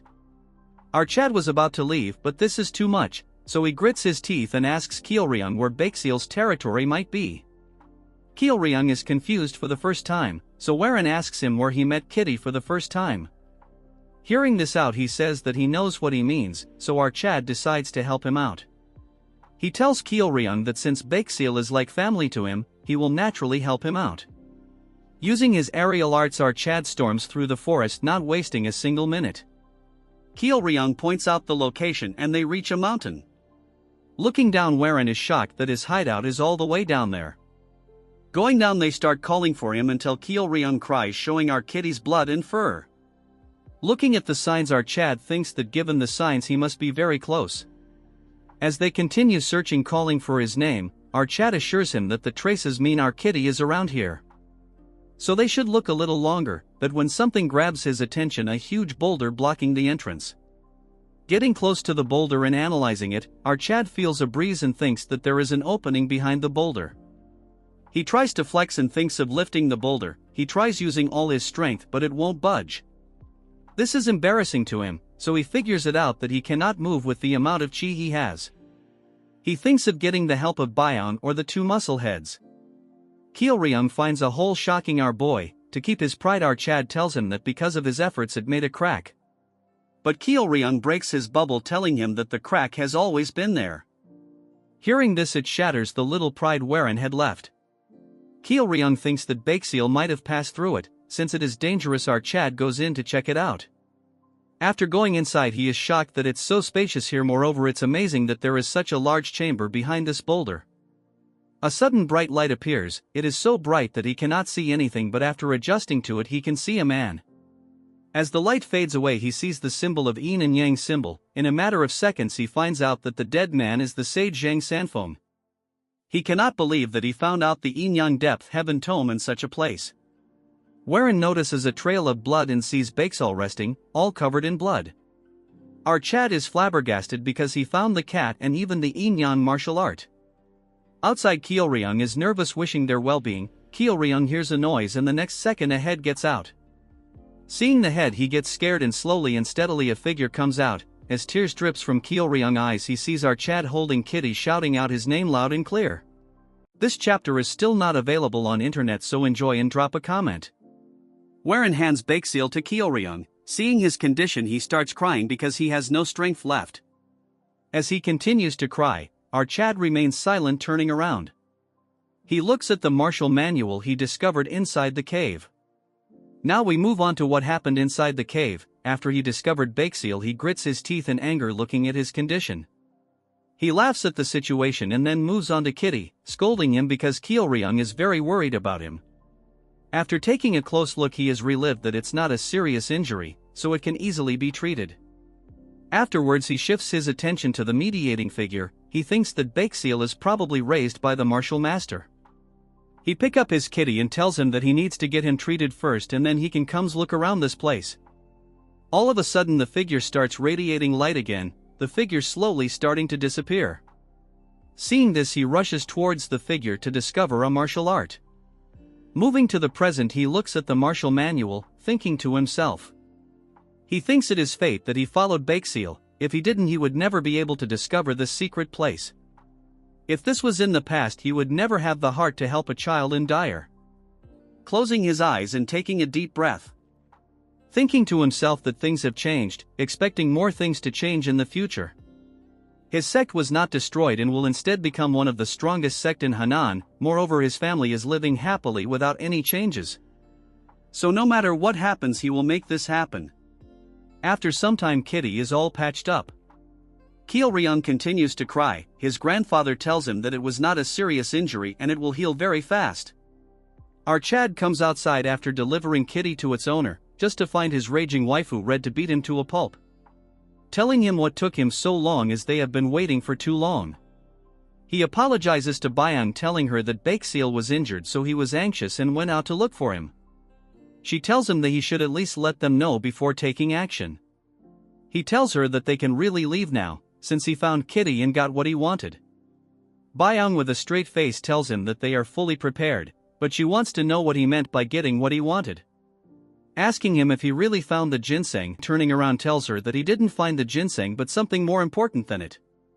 She is baffled because it's hard to find anything more valuable than ginseng. He gets into his acting mode, glazing himself and telling them that he has gotten the future. Everyone present gets shocked by his reply as he takes him leave to get dressed. After getting dressed, he tells Old Man that he owes him a lot and it's time to take his leave. Kyeolryung asks him if he is really going to leave, wherein tells Kyeolryung that if he ever needs help or wants to find him. He takes out a sign telling him that if takes this and goes to Hanan, he can find Archad and he will help him out in any way possible. Hearing this, Kiddo gets shy as he nods his head. Wherein turns around bidding them farewell. As he leaves, Old Man tells him that he has been nice to them, and they are just people who make a living by picking herbs. Yet not knowing who they are, Archad still helped them. He asks him if there is a particular reason. Archad thinks to himself that at first it was because he wanted something, but as he spent more time with them he grew attached to Kyeolryung.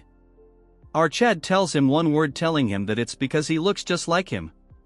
Hearing this response, the Old Man is stunned. As they see each other, if Kyeolryung tells Archad to come and visit him soon. Byung asks him if he gave the jade emblem of the clan. Archad laughs, telling her that he has learned a lot from Kyeolryung, elaborating that he is more important than any pack. In a flashback, we see a young Manhwa introducing herself to Archad, telling him that she will be serving him from now onwards. She reintroduces, shouting and begging him to take her in. Hearing this, he gets shocked and then laughs, allowing her to serve him. As the pack continues their journey, Byung asks Archad what is it that is making him smile this much. Archad asks him if it looks like this. The Dumb Brothers tells Archad if they are heading to the Jaegal clan. Byung shouts, asking him that they were supposed to go meet his fiancée, but he is just going to pass by not visiting the Jaegal clan. Archad with a calm tone tells her that it's not the right time to see his fiancée and visit the Jaegal family. Jungwook thinks it would be best to visit them and inform that Archad has improved a lot. Suddenly the stench of blood surrounds the air, stunning all of them. As they march forward, the party see thousands of body. They are all lying in tomato sauce. Seeing this, Archad gets pissed. But he composes himself, telling them to not get involved in others' fights, so they straight away head home. Wherein turns his horse going the other way around, but he stops all of a sudden. Telling them that it seems like he cannot ignore the situation, because the dead body of one of them belongs to the Jaegal family. As the group rushes towards the sound, Byung can hear it clearly. After getting to a certain place, wherein tells them to leave their horses here and walk by foot. The brothers are ready, telling themselves that this is their second fight after the Blood Lion. Archad tells them that rather than going blindly, it's best they should look at the situation first. Jungwook thinks that it is a great idea, but then they come across a stockpile of corpses. Currently his sister-in-law and the guard is surrounded by mysterious people. He realizes that the person beside her is the young master of the Zhuge family. Wherein didn't see him in Wudong, so he must have joined them later onwards. One of the masked figure with a snake mask orders his minions to attack. Hearing this, they charge towards them, but they get saved as an old man takes the blow. The old man falls to the ground and little Shawty gets scared, calling the man uncle. She is scared as fear is clearly visible in her eyes. Wherein thinks that this a tough situation, then he moves to his crew and asks them who the people wearing white are from. Byung has no idea, and so does Namwook, so he thinks to himself that the identities of them is still unknown. Remembering their ornaments like the mask and the white robe, he figures out that this is clearly the white-green division. That is said to be the most cruel and perfect in the future. This event occurs after a man named Duk Sang obtains a pill of life from the green blood viper, a mythical creature, and ascends to the divine realm.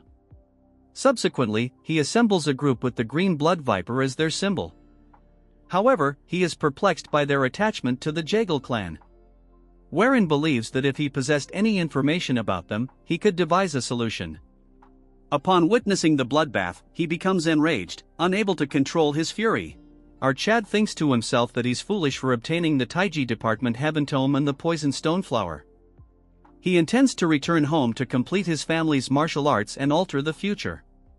His eyes turn red, likely due to the new martial arts he's using. Moving to the masked snake, the main leader charges towards our Shawty.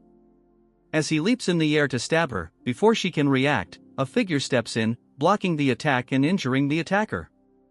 Seeing our Chad, she's shocked. He reveals his identity, telling her he's the young master of the Yong clan. Hearing this, the man pauses for a moment before commanding his minion to kill them. They try to attack our Chad, but instantly, his squad blocks all their attacks. The Zhuge clan turd asks our Chad if he's truly Yong wearing, and he's heard that he's too unwell to even move around.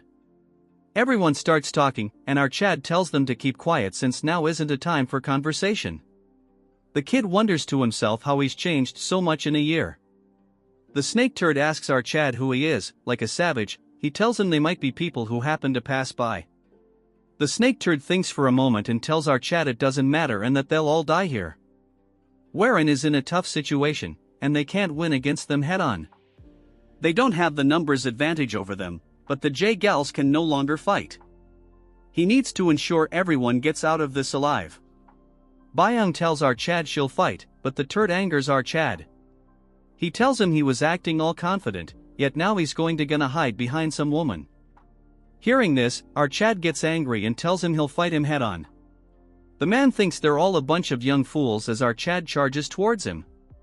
Byung gets stopped by Namwook, who tells her that the old young masters are gone, so it's best to watch what he does. He charges towards the turd with anger, cursing him a man. Seeing this, he thinks he might not have truly changed. The man believes it's an easy fight as their swords collide. The man tells our Chad if this is what it takes to make him this mad. However, our Chad is incredibly focused on defeating him, closing the distance and successfully misbalancing the snake. Taking advantage of this opportunity, he lands a lethal swift blow, instantly cutting off one of his fingers. Seeing this, everyone is shocked, even the snake himself. Warren is furious because he wanted to cut off an arm, but he managed to minimize the damage sustained by swinging his arm around even with his vision obscured. However, he then smiles, thinking to himself that he has achieved his goal. Byung is so worried that she wants to rush over, but again, one of the brothers stops her, telling Byung to wait around. As our Chad comes face to face with the snake, he tells him that what he needs is a moment of advantage. From now on, it will be a game of luck. He stares him with a dominating look, shocking the snake by telling him to inform squad leader Duk Sang that he himself is from the Hidden Saint cult. From afar, Warren's accompanies are thinking to themselves. Junwook tells Byung that our Chad is probably saying something, but he cannot tell what he is saying. Byung figures out that he is using the sound transmission technique. Realizing this, she is shocked because it's not an easy skill to learn. Moreover, she cannot figure out when he managed to learn this. Moving to our Chad, he tells Snake Turd that if he tells him all this he will forgive him, telling him to leave. The man grits his teeth in anger, telling him how can he know their squad leader's name, questioning who he is. Our Chad is in a tight spot because he is still doubting him despite the fact that he knows the name of their squad leader. Warren takes a second to think, but he does not have that luxury as man hold his sword, telling him to tell him everything clearly. Warren starts telling him that 5 years ago, when the Hidden Saint cult was eradicated by the 3 demonic heavens, he was one of the people present there. Warren asks the turd as he is not one of the people that are trying to revive the cult. Our Chad boldly declares that he is a man from the Hidden Saint cult. The turd gets closer to our Chad, ready to attack him, but stops the sword at our Chad's neck. Seeing this, his accomplices call for his safety. The man finds it hard to believe that our Chad, who is barely 20 years old, yet he knows the name of the squad leader, as well as about the Hidden Saint cult. The man finds it very hard to believe, but he will believe our Chad if he can answer just one of his questions, asking him which heaven of the Hidden Saint cult he belongs to. Hearing this, our Chad doesn't make an expression because currently the turd is testing him. According to what he knows from the future, the Hidden Saint cult right now is a union of 3 groups rather than a single unified group. The Sun Saint cult, which pursues power over anything else. Then there is the Moon Saint cult, which pursues religion, and the Hidden Saint cult, which mediates the group. However, it is not known which group the Green Blood Viper belongs to. It would not be likely for the Hidden Saint cult and the Moon Saint cult to make an assassin organization. So it makes more sense if the Sun Saint cult did such a thing. But he cannot cancel out the possibility that the Moon Saint cult or the Hidden Saint cult cannot create one. This is all a gamble, but it is all he has always done, which is best to put his money on which is the most likely bet. With a bold face our Chad tells him that he is from the Sun Saint cult. The man remains quiet, then orders his crew to take their leave. After they leave our Chad remains quiet, then blood starts gushing out from his mouth. It was caused by an internal injury from the strike earlier. As Byong rushes towards him, his consciousness starts to fade. Later that day at the evening, Warren wakes up from his sleep, as he overhears people telling everyone to hurry up their work. Everyone is done cleaning the body while our Chad observes without spilling anything. That's when he sees his sister-in-law worrying about something, then she proceeds to hand our Chad something. She tells him that this is her clan's healing medicine that will heal his internal injuries. Our Chad tells him that it is fine since she didn't expect something in return. She remained quiet, then she turns around telling our Chad if he is going to consume it after she begs him. As she gets further away with a low tone she thanks him. Seeing this our Chad gets shocked, then he smiles silently. Byong gets close to our Chad and tells him that she didn't know our little shawty had a cute side to her. She explains that the medicine is a rare medicine given to the direct lineage of the Jaegal clan. She didn't expect that he would give it to him. Warren tells her to make her presence more obvious, telling her that he was scared. Instead of listening to her, she shouts at him telling him that she was scared. That he was completely out of her mind when he ran to the assassins. With a nervous tone he tells her that he was just trying to save everyone. She gets close to him, putting her head on his shoulder, asking Warren why he changed so much. Warren gets shocked as she tells him that in just a few months ago, he resented the world and himself. He lived every day like hell, and that was the kind of person she was aware of. But today he risked his life for everyone. She is so impressed and proud of him. But she is curious why she is pushing himself to do all this.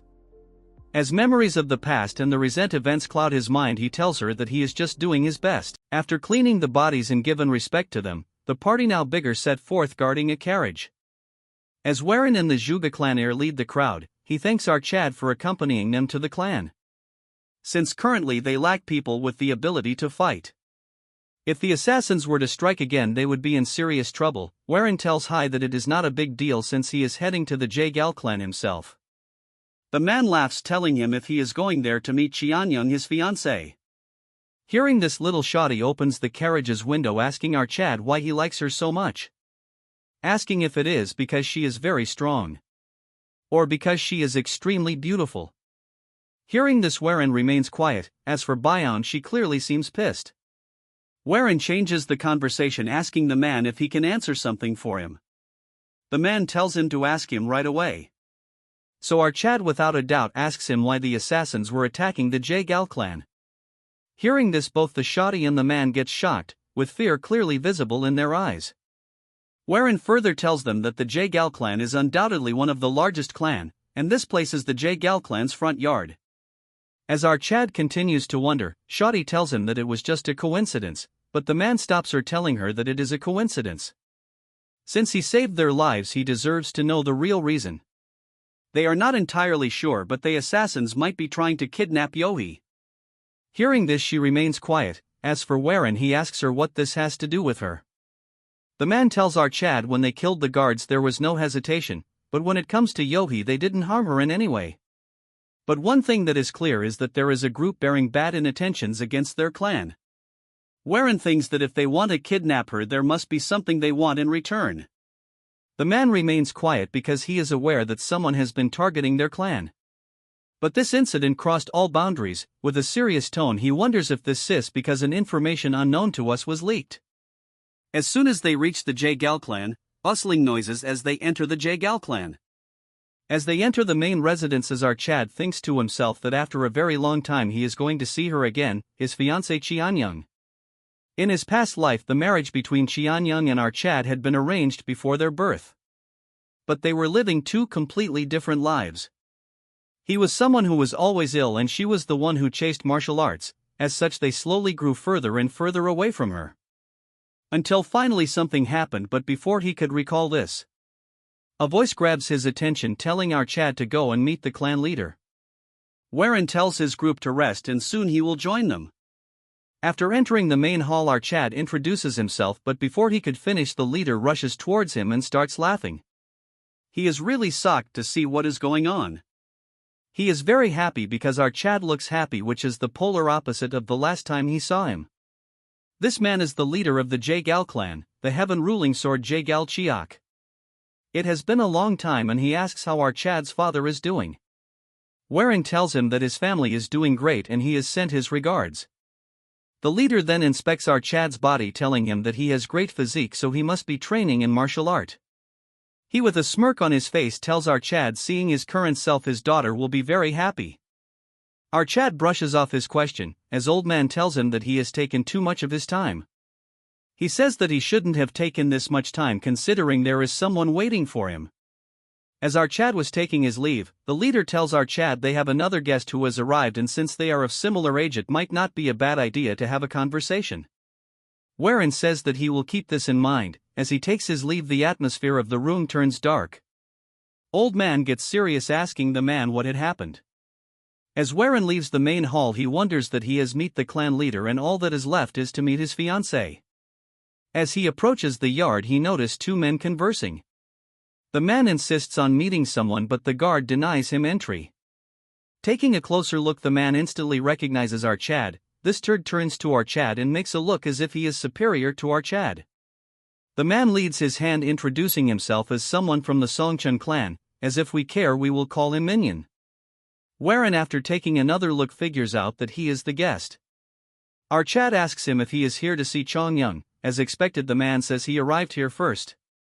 As our Chad grips his hands, he tells him that he has heard many things about his clan. Then moves on to telling him that he is here to meet the lady that is fiancée even before he was born. Hearing this, the man gets poised, telling our Chad that he has heard news that he has rather been sick. Before he could finish, a man asks them if they are here to meet Chong Young, and she is probably in the courtyard right now. As they were approaching the courtyard, a sword flies past them that they barely manage to dodge. Warren gets shocked when he sees her facing a guard. The man loses the fight and she sheathes her sword, finding it extremely boring, looking aloof. This part starts in the future where a bunch of ants for no reason are shouting the name of the Snowblossom Blade. What do they think this is, a weekend concert? One turd shouts that the Snowblossom Blade of someplace has returned with the head of a demonic human. One simps tells the other one that it's hard to believe that the Jagal clan produced such a prodigy, and even heard rumors that she is crazy about martial arts.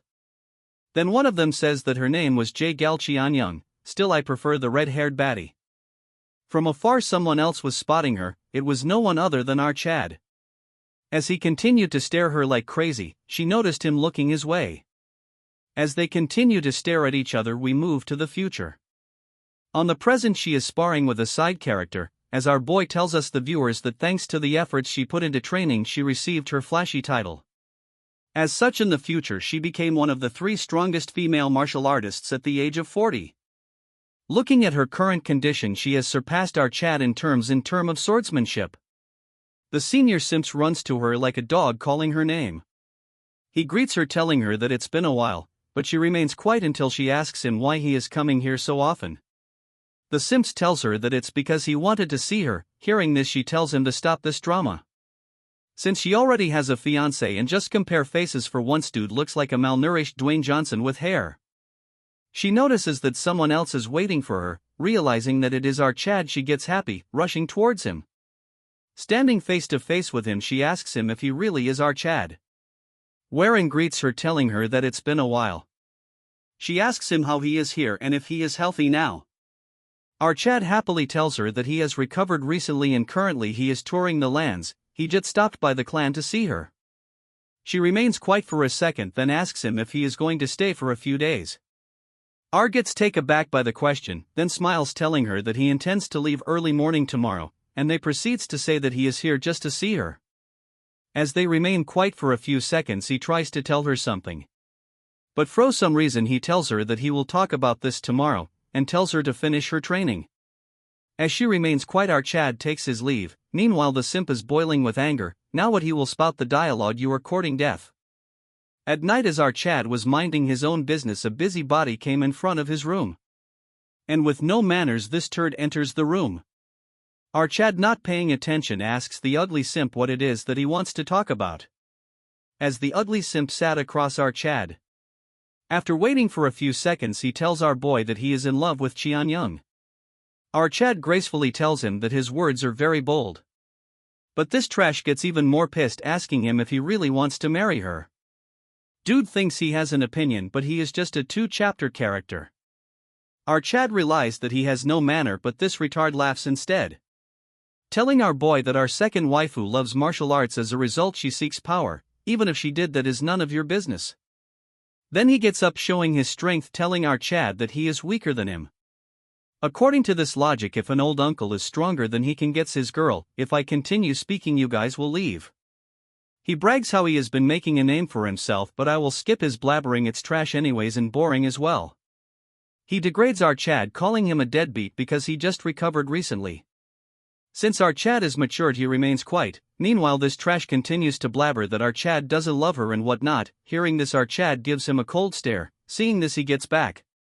Pushing his ugly hands away, our Chad tells him that if he is done blabbering, he can take his leave, since he has no time to waste on him. This pisses him off even more. He has a bottle with some dark fluid behind him, don't know what he is going to do with this. As he prepares to leave, he tells our Chad he is going to regret this. Our Chad thinks to himself that judging from his eyes, this turd is going to create a lot of problems. So he might really have to use the secret manual faster than he has expected.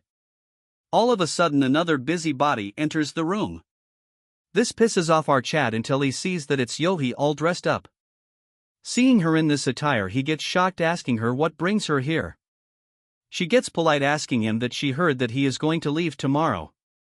Our Chad thinks to himself that now she looks like a proper lady. Smiling, he thinks it's funny that he saw a completely different side of her in Mount Wudong. Our Chad tells her that a longer stay might interfere with Yong's training and he has matters to attend at home. She unrests our Chad, then take a 180, asking him if he is really going to marry his sister. She gets red. What is happening? Is dude going to bag 2 sisters? Our Chad is exhausted because everyone is interested in his marriage. The next day, in front of the gate, everyone is here to bid had farewell. They wanted our Chad to stay a few more days, but he cannot. He has given his greeting to his fiancée, now he is going to take his leave. The guide tells Yong that it is quite disappointing. Our Chad asks his fiancée if they can talk privately for a moment, but a busybody starts barking. It's that Simpson. Without saying anything, he formally introduces himself and then requests a duel with our Chad. We are back with another part. Don't comment short tell that to the makers. Why are the chapters so small? As the ugly Barbie stands face to face with our Chad, hearing this, Yohi and the assistant is shocked, but waifu remains quiet, not reacting. Then she tells the turd that he really is shameless. Guess she forgot the word ugly. With a cold stare, she tells him that he is stupid because he is asking a duel with someone who has just recovered. If she truly wishes to fight, then he should act properly and pick a date ahead of time. This nobody thinks he is cool. I guess you guys are getting annoyed like me. He smirks, telling her that how can it be shameful to challenge a heir of a martial clan to a duel. Then this nobody boasts that he was merely trying to witness the renowned soaring dragon emperor of the Tianzhong clan. He then comes up with an excuse that since our Chad was leaving, so he had to grab this opportunity and do so, otherwise. He thinks, behaves politely, asking our Chad if he will accept it. Warren looks left and then right, noticing how the crowd is discussing about what is happening. Our Chad realizes that he is trying to humiliate our Chad, but what can you guys expect from a 5-character chapter? Our Chad has realized that his body has yet to fully recover, but he cannot stand back as he looks at his group. The 2 muscleheads are super confident. As for Byung, she is worried. Namwook, from his expression, tells her that he should show him clearly that his sword has recovered. Our Chad laughs, then asks Byung if she is not going to stop him from turning him down. She tells him that he has yet to recover from his injuries after fighting the assassins. This is what she wanted to say, but she gets closer to him and with a confident face tells him that she knows he will accept the duel anyways. She comes forwards that she is aware that what he will do is best for the Tianzhong clan. As a member of the clan, she will gladly follow the path he walks. Okay, enough yapping, wife her up right now, since she believes that he will accept the duel and win. Hearing all this, Warren gets shocked, Then he remembers the moment that has and thinks that she might have changed a little. Hearing all this, Warren smiles and tells the turd that as the heir of his clan he will gladly accept the duel. As they get to the arena, surrounded by the crowd, Yohi tells them that this is a friendly duel and they may use chi, but lethal moves are completely forbidden. If one loses the grip on their sword or if the sword break, they will lose the duel. Additionally, the destruction of one's sword due to the inability to endure more chi shall also count as loss. The turd thinks that the situation is advantageous to him, since our Chad is barely able to manipulate chi due to his internal injuries, so this nobody thinks that he will take his time and play with her. Warren speaks, telling her that a duel is boring on its own, so there should be wager. This take aback the turd, and our Chad tells him that the loser will never step foot again. Hearing this, the trash excited immediately agreeing to the offer. Then starts to shout that our Chad won't be able to come to the J Gal clan again. Warren laughs, telling him that a wager must be honored. Hearing all this, Yohi gets shocked, thinking that it was a smart move, since if our Chad wins, the turd cannot enter the clan again, but if he loses he will still be with Yong, so it's not a problem. It's impressive since our Chad thought of such a plan in such a short amount. The assistant tells both of them to take their places. As they stand face, the useless crowd starts jumping around left and right. Yohi asks the assistant who might win, and since Warren took down the mysterious assassin, it should be his win. The man tells her that it might not be the case since it's likely that our Chad will lose. He says that although our Chad has bright future, he is likely to lose the duel. Not only is he injured, he is facing a strong opponent. Sorry to say this, but this guy looks more like a TikTok cosplayer than a villain to me. He has a flashy name and his sword is like a dragon's cry when he uses his bright blue aura. This sounds so cheesy when dude has such a slappable face. Although he has a bad attitude, he has a few years of experience and his skills are on par with rookies from the most elite sections. If they were to duel, our Chad is the one that is likely to lose. Enough yapping for a 2D character when he has no idea of plot armor. Although he asks for the girl's opinions, he remains quite guess she is on drugs or something. What kind of dead reactions are these? The trash introduces himself, but you guys don't need to know about it. As they stand face to face, our Chad introduces himself. After a short silence, this yapper says that he has always wonders why the Tianzhong clan was known as a dragon clan, since there is nothing more than worms now. Hearing this, our Chad gets angry, telling him that he will show him what he really is. As they stand face to face with each other, taking their swords out, as the signal goes of, they rush towards each other instantly, facing each other face to face, as they are both equally matched. As their swords collide, the overconfident turd smirks as if he is something big. He lands multiple strikes aimed towards our Chad, as they were about to hit our Chad. He uses a martial art that lets us see the trajectory of attacks. With the help of this technique, he barely manages to dodge every single one of the fatal strikes. Seeing this, the turd gets disappointed as he charges towards our Chad, telling him that it is going to be fun. Warren gets overwhelmed as he continues to land multiple attacks in a matter of seconds. As he aims for his neck, Warren manages to dodge this and blocks the blow that comes after this. The turd cannot believe that our Chad managed to block all of his attacks. He guesses that his movement is as if he can see the trajectory of attacks. According to our Chad, he can see the trajectories. Because of this, he was able to block all of attacks. This level is the insight one gains when she begins to affect one's eyes. It is a level he shouldn't be at, yet he is able to use it, guessing it might also be because of the old man. The trash mocks our Chad, telling him that he is as fast as rat. As for our guy, he is still catching his breath because of the injuries, and a technique beyond his limits. The confident turd stops, telling our boy if he can block this as well. His sword gets laced with a blue aura so bright that it engulfs the entire arena. He is using the mighty Azure Cloud sword. Even Warren is shocked just by the release of the technique. Ugly Mutt tells our Chad to come at him with everything he has. Hearing this, Warren releases his aura and vanishes instantly. As the turd uses the Azure sword, our Chad uses the Soaring Dragon Emperor sword. As their swords come in contact, it causes huge vibration all over the arena. However, Warren has been grazed. Seeing this, the trash starts mocking the Tianzhong clan, saying if this is all it amounts to. Warren takes the attack head on, and this nameless Barbie uses his secret move. As the dust settles, we can see Warren injured and barely holding his ground.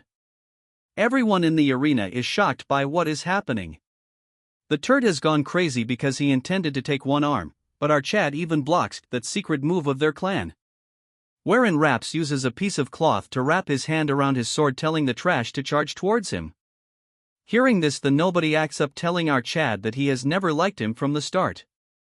Ikaju has been acting as if he knows it all. What kind of hypocrisy is this? He says that he had thought of punching our Chad, but now he will just crush him as he uses all of his powers. Yohi says that this is no ordinary duel anymore and needs to be stopped.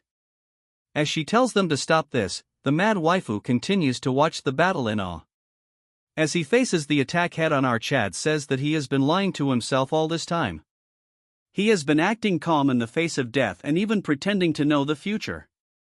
And he is not even a saint since he stole a child's future.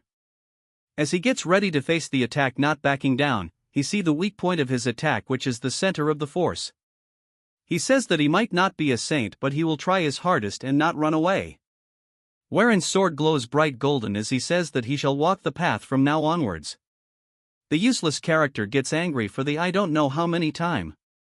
As he launches this cheaper version of the spirit bomb, our Chad says he will show him why his clan is known as the Clan of Dragons. He uses a move and the entire world becomes black and white. A small fish slowly grows to become a huge fish and finally turns into a dragon, which is the intent of his sword. The attack has escalated so much that everyone is having a hard time holding their ground. Xianyang unsheathes her sword if things go otherwise. From the huge pool of blue aura, a black golden aura emerges, and slowly the small spark transforms into a huge black dragon. It's so fascinating that everyone is in awestruck, as Warren tells this turd that he will show him why their clan is called the Clan of Dragons. As our Chad launches his attack, they both give it their all, but our Chad's black aura starts eating away the blue aura of the turd. The turd is shocked because our Chad is engulfing his blue aura, as he was getting overwhelmed. A hand grabs onto the energy, dissipating it instantly. It's done by no one other than the clan leader. The old man laughs, telling that he has no choice but to intervene. He says that it was a great duel, but it ends here. He says that if it continued, someone would have died. Hearing this, the trash starts crying, telling him that he has won the match. If he hadn't intervened, he would have easily won the match. The old man gets pissed, telling him how he thinks like that, since he clearly remembers that if the sword fell or broke, it would be deemed a loss. This turd is in denial because all of this doesn't make any sense, so he says that it's a hex. Since he has to save face, he says that our Chad cheated, because in the beginning he was barely holding his ground due to his injury. But all of a sudden he had a sudden outburst of strength, accusing our Chad of using magic. Xianyang intervenes, telling him to have some shame and not be a common enemy. Telling this turd to leave her house right thus instant. Reminding of the bet they had made, as this trash starts getting death glares from everyone in the clan, he remains quiet. With that ugly face, he managed to survive 5 chapters. As he leaves the stage, the old man says that the turd's clan has fallen down if a child like him exists.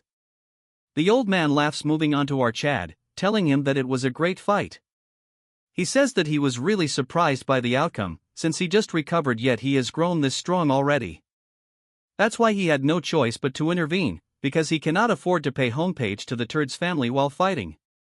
Warren says that he is praising too much. That's when our Chad realizes that he is bleeding from his mouth. As he quickly starts to wipe it off, old man says that he cannot leave the house in this condition, so he must stay the night and leave tomorrow. He wants to talk to him more, but for now he should rest. As our Chad returns to his crew leaving the grounds, he laughs, telling that the Tianzhong clan has given birth to a real dragon. That's when he realizes something, that his hands are bleeding. He figures out that this happened when he tried to stop our Chad's attack. Just this fact excites him. He calls the guide, telling him that he has to start his plans sooner than he had expected. As the man agrees, the scene shifts to the night where our Chad is all bandaged, all while flexing his 8 packs. Looking around his body, the scars have increased a lot. That's when he hears a knock. As the person enters, it's no one other than our waifu. And she wants to have a conversation with him. At night, a figure enters our Chad's residence. It's no one other than our waifu Changyun. As she sits face to face with Warren, she notices his injuries and asks him if he is feeling well. Warren looks at his injuries and tells her that although he went overboard, he is doing all right. Hearing this, she remains quiet, putting our Chad in an awkward situation. Then she says that the turd was not an easy opponent. Hearing this, our Chad cannot understand what she is saying. She elaborates that their Might Azure Sword technique is a terrifying martial art that tears its opponents apart using overwhelming chi. Additionally, his martial powers certainly didn't lack, yet he still won. While injured no less, moreover, the martial art he used at the end, while it was similar to the Soaring Dragon Emperor sword, something was different about it, seeing how it was slowly devouring the opponent's energy. She thought he has learned a martial art of the Wudong sect. Warren is in a tough situation, not able to give her a proper answer. She says that it has not been long since he recovered. So she is curious how he progressed so fast.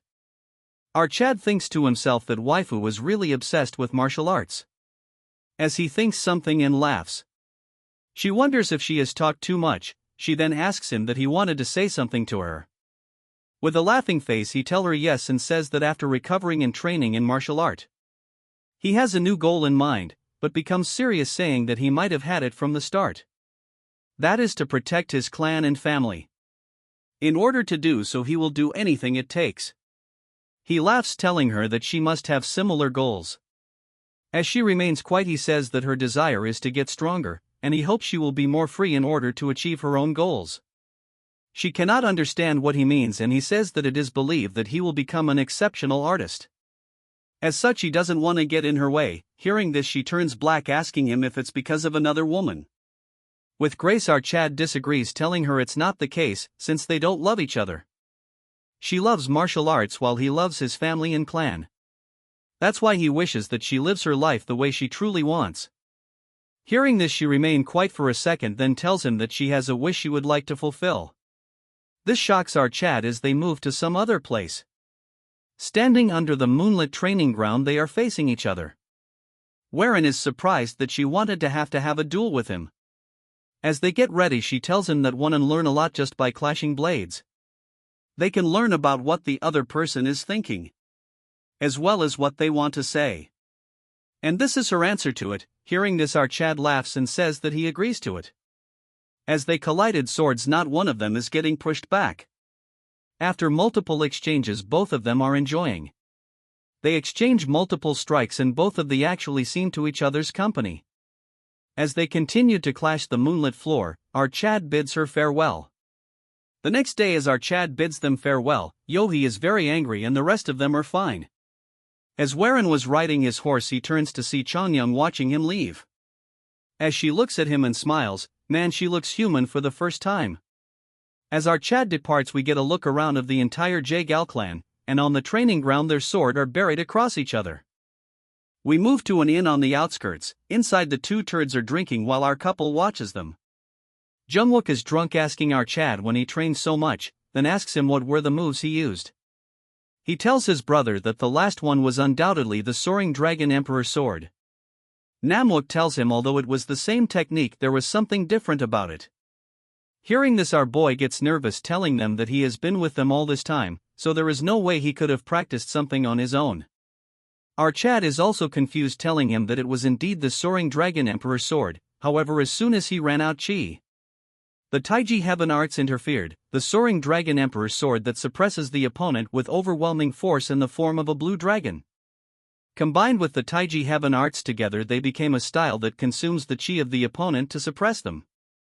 Of course, the Jaegal clan had managed to stop it, but if he has greater mastery over the Taiji Depth Heaven Arts, it would have devoured even the Jaegal clan head's chi and grown to an uncontrollable size. Our Chad thinks to himself that if he combined the Soaring Dragon Emperor sword, the Azure Bamboo sword combined with the old man's chi. As he was deeply thinking about all this, Jungwook tells everyone that he has understood quite a bit. And awakened through this duel. As for Byung, she is staring right at our Chad, who is lost in a trance. In her mind, she thinks about all the events that have recently occurred with them, saying that the Tianzhong clan becoming the greatest clan in Hunan is a possibility. Man, oh man, I want our boy to wife her up. As she gobbles up her drink, she says that she must strive harder so as to not fall behind the young clan leader. No one would have believed this a few weeks ago. This drunk talkative turd says that no one would have thought that the young clan leader would defeat the flying blood demon and get the flower, as well as the azure cloud, and day by day he is growing. From above, someone was observing them, going back into a room. The man says he has something, while a mysterious figure is blabbering about sorcery and whatnot. The turd gone crazy as he scratches his fingernails on the table, all while blood is covering smeared all over the place. Seeing this, the man is nervous about what he should say. Moving back to our Chad squad, they are marching forward so fast that the horses have become tired. Seeing the horses in this condition, Byung tells him to slow down before the horses die out of exhaustion. Our Chad stops, telling her that he must be too eager to see his family. She tells him to calm down a little. She warns him, saying that if he rushes things too much, he might lose something more important. Warren tells him that he is right, shifting the topic. Telling them that there is a small spring there, so it's best to rest and feed the horses. As they were resting, our Chad without any rest starts training. As for the turds, they got right into drinking. Jungwook tells them that it seems like the young clan leader was preoccupied with martial arts. Which is a good thing, but this phase won't last forever, so missing this chance to break will hard to break the wall. As our Chad was meditating, he notices some energy fluctuations, and spots some enemies, telling them to reveal themselves. In a matter of seconds, hundreds of them appear themselves. Seeing the sheer amount, they get shocked. Byung thinks at first that they are bandits, but then realizes that no bandit group would have such a large amount of chi. They all get ready for battle as one of them asks them as they are the assassins they previously fought. Warren says these people don't seem to be same people. They aren't wearing the same masks either. But it's surprising that assassins can really have such an aura. This aura is something close to the orthodox. Among them, one of them with a scary aura, the man has gone crazy at the turd he fought back at the Jagal clan. Seeing this, our Chad and squad has gone crazy as the crazy turd he has gone even more ugly. Welcome back, guys, to this long lost manhwa after a long hiatus. This part starts with the crazy turd releasing dark ominous aura. Looking at their weapons, Warren realizes that they are from the Songchun clan, and what worrying is that they are not even trying to hide their identity. Warren asks him if he is doing this because of what had happened at the Jagal clan. He tells our Chad to keep quiet, stating that our Chad is clearly a demonic arts practitioner. Other might not be able to sense it, but he can, and he has come to slay our Chad. What a load of crap, as Moyoung tells Warren that looking at him he is not in his right mind. His mind is unstable, his veins are bulging, and his inner chi is in turmoil. He has clearly fallen into chi deviation. Warren tells him that he has clearly lost to him once and there is no point in them fighting. He starts laughing, saying he still doesn't understand the situation. They had poisoned the spring water as they realizes that their inner chi is not moving. What he did is lace the water with gentleman's poison. Warren thinks this is disgraceful, as threatening them was not enough, he also used poison, asking him how he had guts to call him an orthodox martial artist. This crazy turd tells him to shut up, saying that to slay a demon he would do far worse things. Telling Warren he has no idea how much pain he had to endure to reach this level of cultivation. He then starts shouting about how he has reached this level of cultivation not to lose to trash like Warren. Namwook says that the situation is not right since they have all drank from that spring. Judging from their approach of dozens of warriors and this turd in a state of chi deviation, they are clearly determined to kill them. Setting aside this turd, they still cannot win this battle without chi. They tell Warren that they are his guards, and as they move forwards they say that there is no way that he will die before them. Our Chad remains quiet for a moment and tells them no, telling himself that no one will die today. Before they can say anything, our Chad unlocks his demonic chi, which envelopes his dantian. As the turd continues to shout, our Chad is facing difficulty since this is the first time he has drawn out his own chi. His current chi is so domineering that it is equivalent to 60 years of chi. Even if he loses focus for a moment, this power will consume him. He commands his minions to attack our Chad, saying that their clan will personally purge the demon. As they charge towards him altogether, Warren thinks he needs to end this quickly and swinging his sword fast. He finishes multiple of them in a second. Before they can react, he has run around with super speed, finishing them as if he is cutting through butter. As he charges towards the turd, multiple minions come forth as they manage to dodge his charge and trap him in a formation. Inside the formation, Warren is having a hard time since it has slowed him down. The turd call our Chad weak and whatnot. Dude forgot it's literally a 1 versus 100. Although he can still hold it off, the demonic chi is slowly consuming him, so he has to shake it off right now. That's when he hears a voice and it's Moyoung getting hurt. Just seeing it, our Chad loses its mind. Charging towards them with extreme speed, but the entire squad of minions jump on top of him. And taking opportunity of this, the turd charged in the air, planning to end everything. But all of a sudden a red aura glows bright, as Heir uses the heavenly lightning ascension. Even from far the attack is clearly visible. Looking at it, Moyang is shocked because it was definitely the heavenly lightning ascension. Even she can barely imitate the advanced sword art, so she cannot understand how he managed to pull it off. She asks the other if they are okay, and they can barely keep consciousness. As they get close, the chi is still bursting out from the place, and one of them says that the shockwave didn't reach them.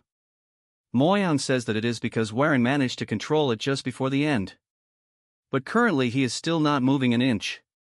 As he wakes up, he finds himself in another place, shocked by what is happening. As he is in an empty world with water on the ground and everything else white. Our Chad forgot that he ended the battle and thinks that Moyang and his two sidekicks are still fighting. The blue calm sea turns red all of a sudden and starts pulling him in the department of some demonic place, probably his inner demons. Moving to the other side, Moyang thinks something is wrong and the person in front of them no longer their lord. She cannot understand what that is, but she just cannot move freely using the lord's body. Jungwook tell them there is nothing they can do since they cannot use their inner chi. Hearing this, Moyang shouts, saying that they just cannot stand by. That when all of a sudden our Chad start moving, but it is as if someone is controlling him and getting closer to the turd. He charges his sword towards the half-dead turd. As for Heir, as he was sinking deep, a figure pushes him up, and it's Yanhwa. That when Heir regains consciousness, only to find everyone jumping on top of him, trying to stop him. Moyang tells him to not let himself be controlled by the power. She tells him that he must overcome it. He himself had said that he wanted to protect his family and make the Tianzhong clan the greatest sect of all. Heir regains his consciousness and tells Moyang to seal his pressure point, as she does as he says. He instantly loses his consciousness, falling into her arms. The old man warns him, saying that the next time it won't this easily.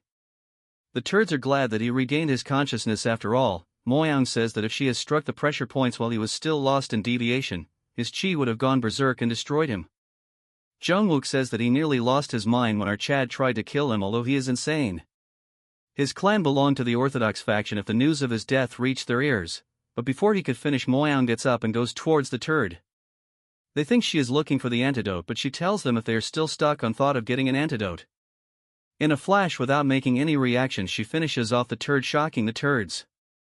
One of them asks her what she is doing. In response, she says that the man tried to kill their young lord. Moreover, he saw the strange chi of Heir with his own eyes. It will be troublesome if he goes around spreading this information. Then she picks him up and takes him away, leaving them behind, saying that there is no need for anyone to dirty their hand and she will be the one doing it. Jungwook thinks of something, but then tells his brother to finish the antidote, only to find himself drinking from a vial. He tells him if he even know that it is the correct antidote. He blabbers about how when he smells an antidote it gives a dizzy, dry feeling, which is why the poison in his body reacts defensively. In case of poison, it gives off a stench that is foul and make one want to vomit. Once he knows that finding the antidote is not that hard.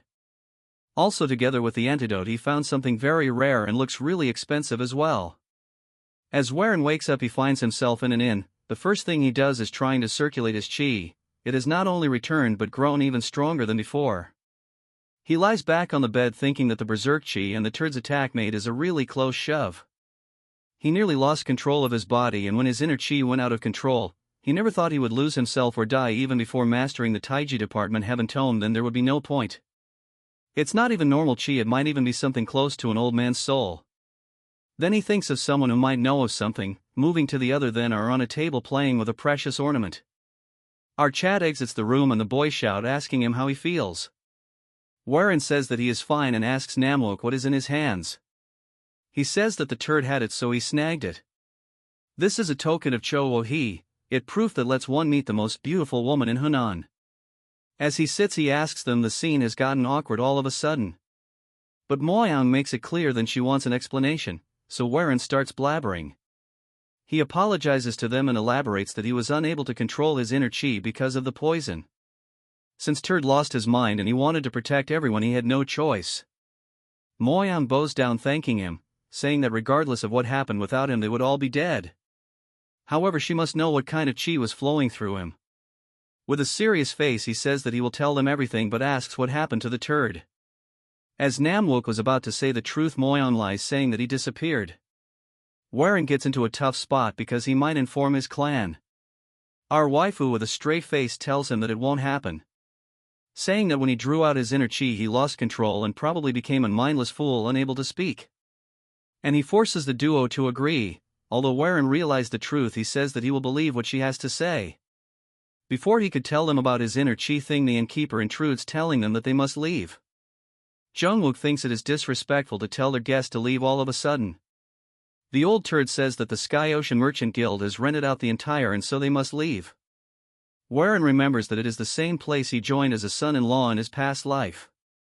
The Sky Union Merchant is one of the most prosperous merchant union in Hunan.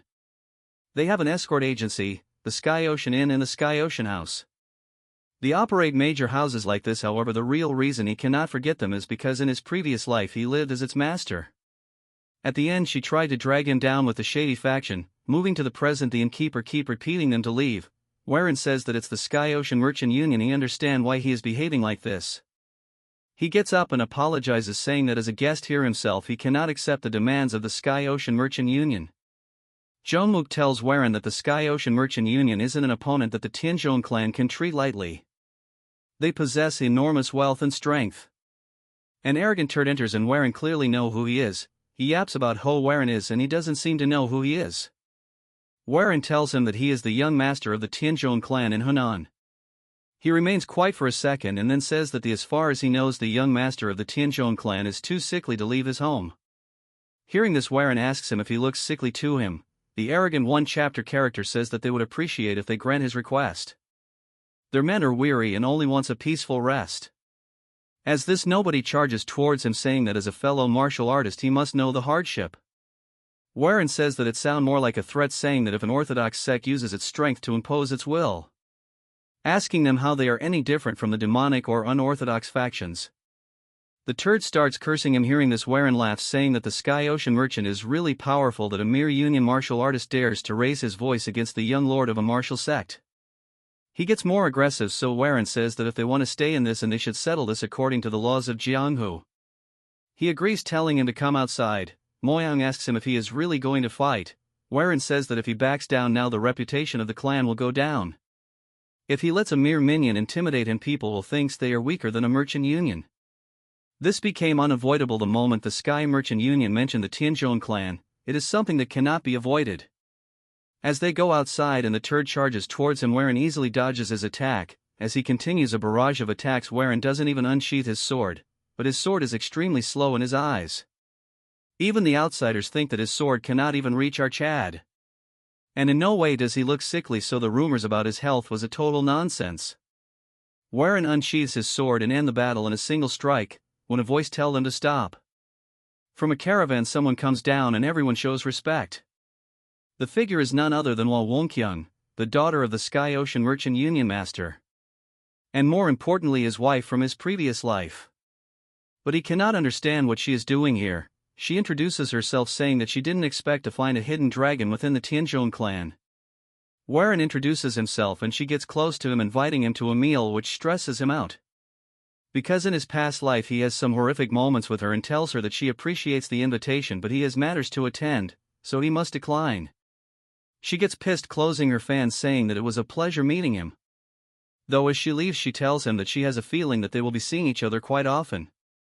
As she leaves, Moyang is impressed that he not only defeated a martial artist easily, but also refused the invitation of the Sky Merchant Union's daughter. The turds though are going crazy since she would have offered good wine. Warren tells them to eat quickly and leave, since staying here for long would not be good. As they eat, Warren's legs start shaking as he is clearly shocked. Moyang tells him if he is alright since he met the lady. Warren says that he is fine and then gets up, saying that he needs to clear his mind through meditation while sword training. She thinks of accompanying him, but he says he will be going alone. As he walks through the streets alone, he thinks of the sweet moments he has with her, and how she colluded against him. He thinks about it and gets crazy, telling himself that it is over. That's when he sees a commotion, looking at a man with a dog called Gochiak. From far, Warren observes the situation and wonders how this turd managed to come all the way here. And something is clearly wrong with that rabid dog of his. He shouts, telling him that if he hands over the thing he wants he will leave quietly. But if he keep denying it to the end it will cost him his life. But he is just confused, asking him how he will give him something that doesn't exist. This turd then brags about how his dog can smell a prey from 50 kilometers away. Since it is a black wolf, the fact that it came here means he has it. Wherein realizes that the black dog caught the scent of the demonic poison stoneflower and followed it all the way here.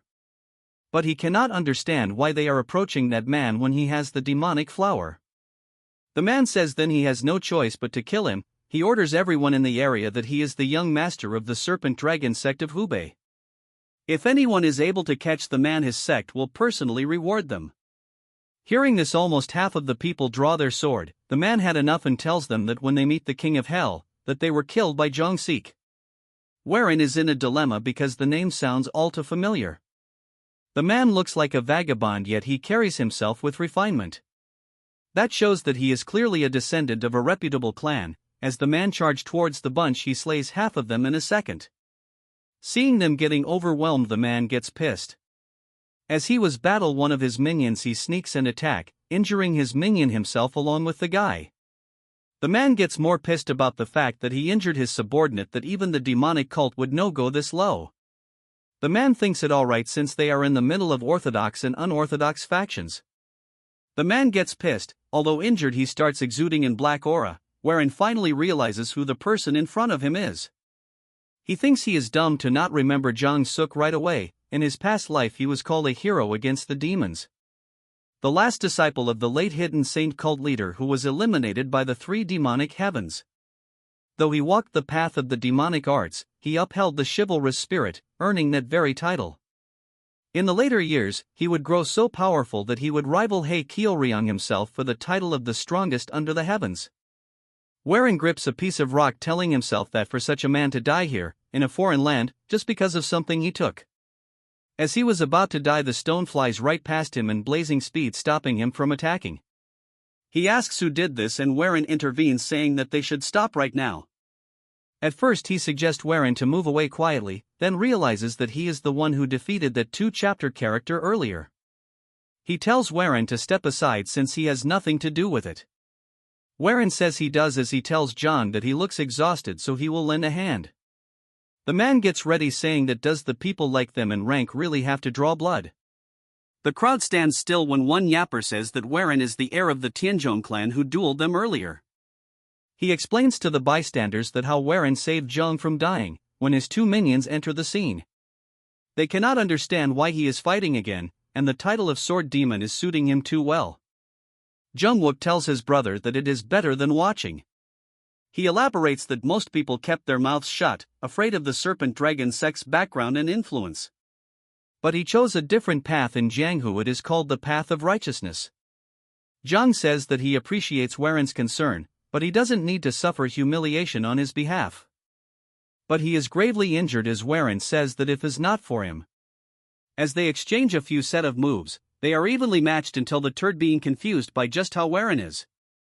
As Wherein releases his aura, all of the minions make a run. Looking at it, he also makes a run, telling our Chad that they will meet again. John curses them while Wherein thins that they need to kill the black creature. If it catches the demonic poison stoneflower scent again, it will lead them straight back to him. He throws his sword, and the dog, seeing the attack, easily dodges it. Zhang thinks he missed, but he uses the soaring dragon emperor's sword, the flying sword, to manipulate the trajectory, shocking everyone present. As everyone cheers for our Chad, Wherein is shocked that he has practiced the move hundreds of times, but this is the first time he has ever succeeded. As Wherein is self-glazing himself, he cannot understand how he used the hidden cult's flying sword technique and how he has it. Amidst the crowd, one man says that a swordsman, whose sword dances and righteous, should be called the Flying Dragon Sword Hero. They discuss and fix it, shouting his name non-stop. Hearing this, he smiles, saying that at last even he has a nickname. All of a sudden, a cold-pissed Moyang asks him if he is pissed. She says she took her eyes off for a moment and he got into another fight. He tells her it is not like what she thinks. She says that since the Songchun clan belongs to the Orthodox faction, they freely cannot use force. In contrast, the Serpent Dragon sect can attack whenever they please. But she then smiles and says that he defeated it without getting injured. She, with a radiating smile, says that he is improving every day, and as his master she is very proud.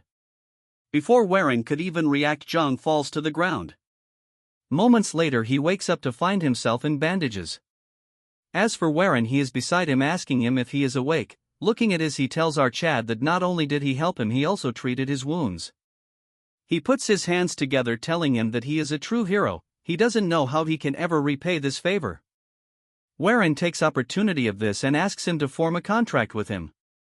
He says that he will serve as his bodyguard for the contract period, and he will pay him accordingly. As he drop a pouch full of gold coins, seeing it he thinks it's way too much money. He assumed that he is so skilled, so there must be a reason why he is vagabond earning money by the sword. He gets shocked hearing it and then tells the truth that he is correct. He has a younger sister he needs to take care of. She's sick with a rare illness, and the medicine is extremely expensive. However, with this money, she'll be able to recover little by little. He is extremely grateful for this, so much that he starts crying. Warren says that they will be staying here for a long time, so he should bring his sister. As he takes his leave to bring back his sister, Moyoung says that he has given too much to a mere bodyguard, asking him if there is a particular reason as to why he is showing such kindness. Even the twins are curious, calculating that it could buy 10 bottles of fine wine. Warren tells them that he will be someone great one day.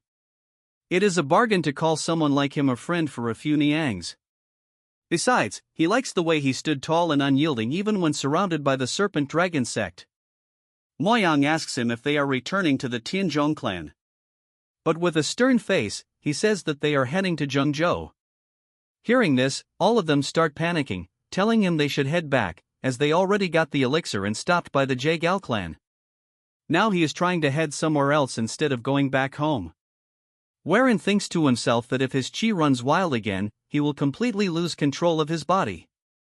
To prevent that, he needs to cultivate the Taiji Depth Heaven Tome, so he will need to meet someone. Since that person is there, he must leave as soon as possible. Before they can see anything, it is the Lord's command, and he goes back inside, not listening to them.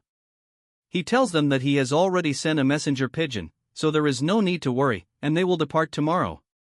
He closes the door, leaving them outside, and Moyoung is pissed, saying no one can predict what he is thinking. The next morning, Zhang comes telling Warren that his preparations are complete. He introduces his sister, and she greets them, saying she is called Zhang Manhai and thanks them for helping her brother. Warren greets her, saying that he is the young master of the Tianzhong clan. He introduces his warrior, and they become proud until he says that they prefer guarding wine more than guarding people. They tell Warren that his voice sounds like Warren is making them villains, and it is their first time meeting. Moyoung, on the other hand, remains quiet, as if she is pissed. He tells them that he has prepared a carriage. Seeing it, Zhang is shocked, asking him if he prepared it for his sister Manhai. As she gets seated, he tells Namwook to handle the ride, but he won't be driving one, as Warren says the coachman will be changed in turns, saying that the one to take the coachman for today will get a golden wine. Hearing this, they go crazy, fighting each other to ride the horse, and Warren is enjoying it. Moyoung, on the other hand, is pissed, not liking that he is showing this much affection and care towards Manhai. This part starts with their new journey as they go by the carriage. Zhang tells Warren that she is curious about something. He says that the martial art he used demonstrated while fighting the doggy turd the other day. Asking him if it is a secret technique of the Yong clan.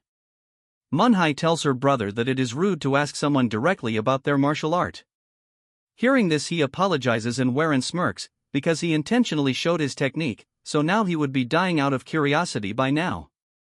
Zhang is a direct disciple of the Hidden Cult sect.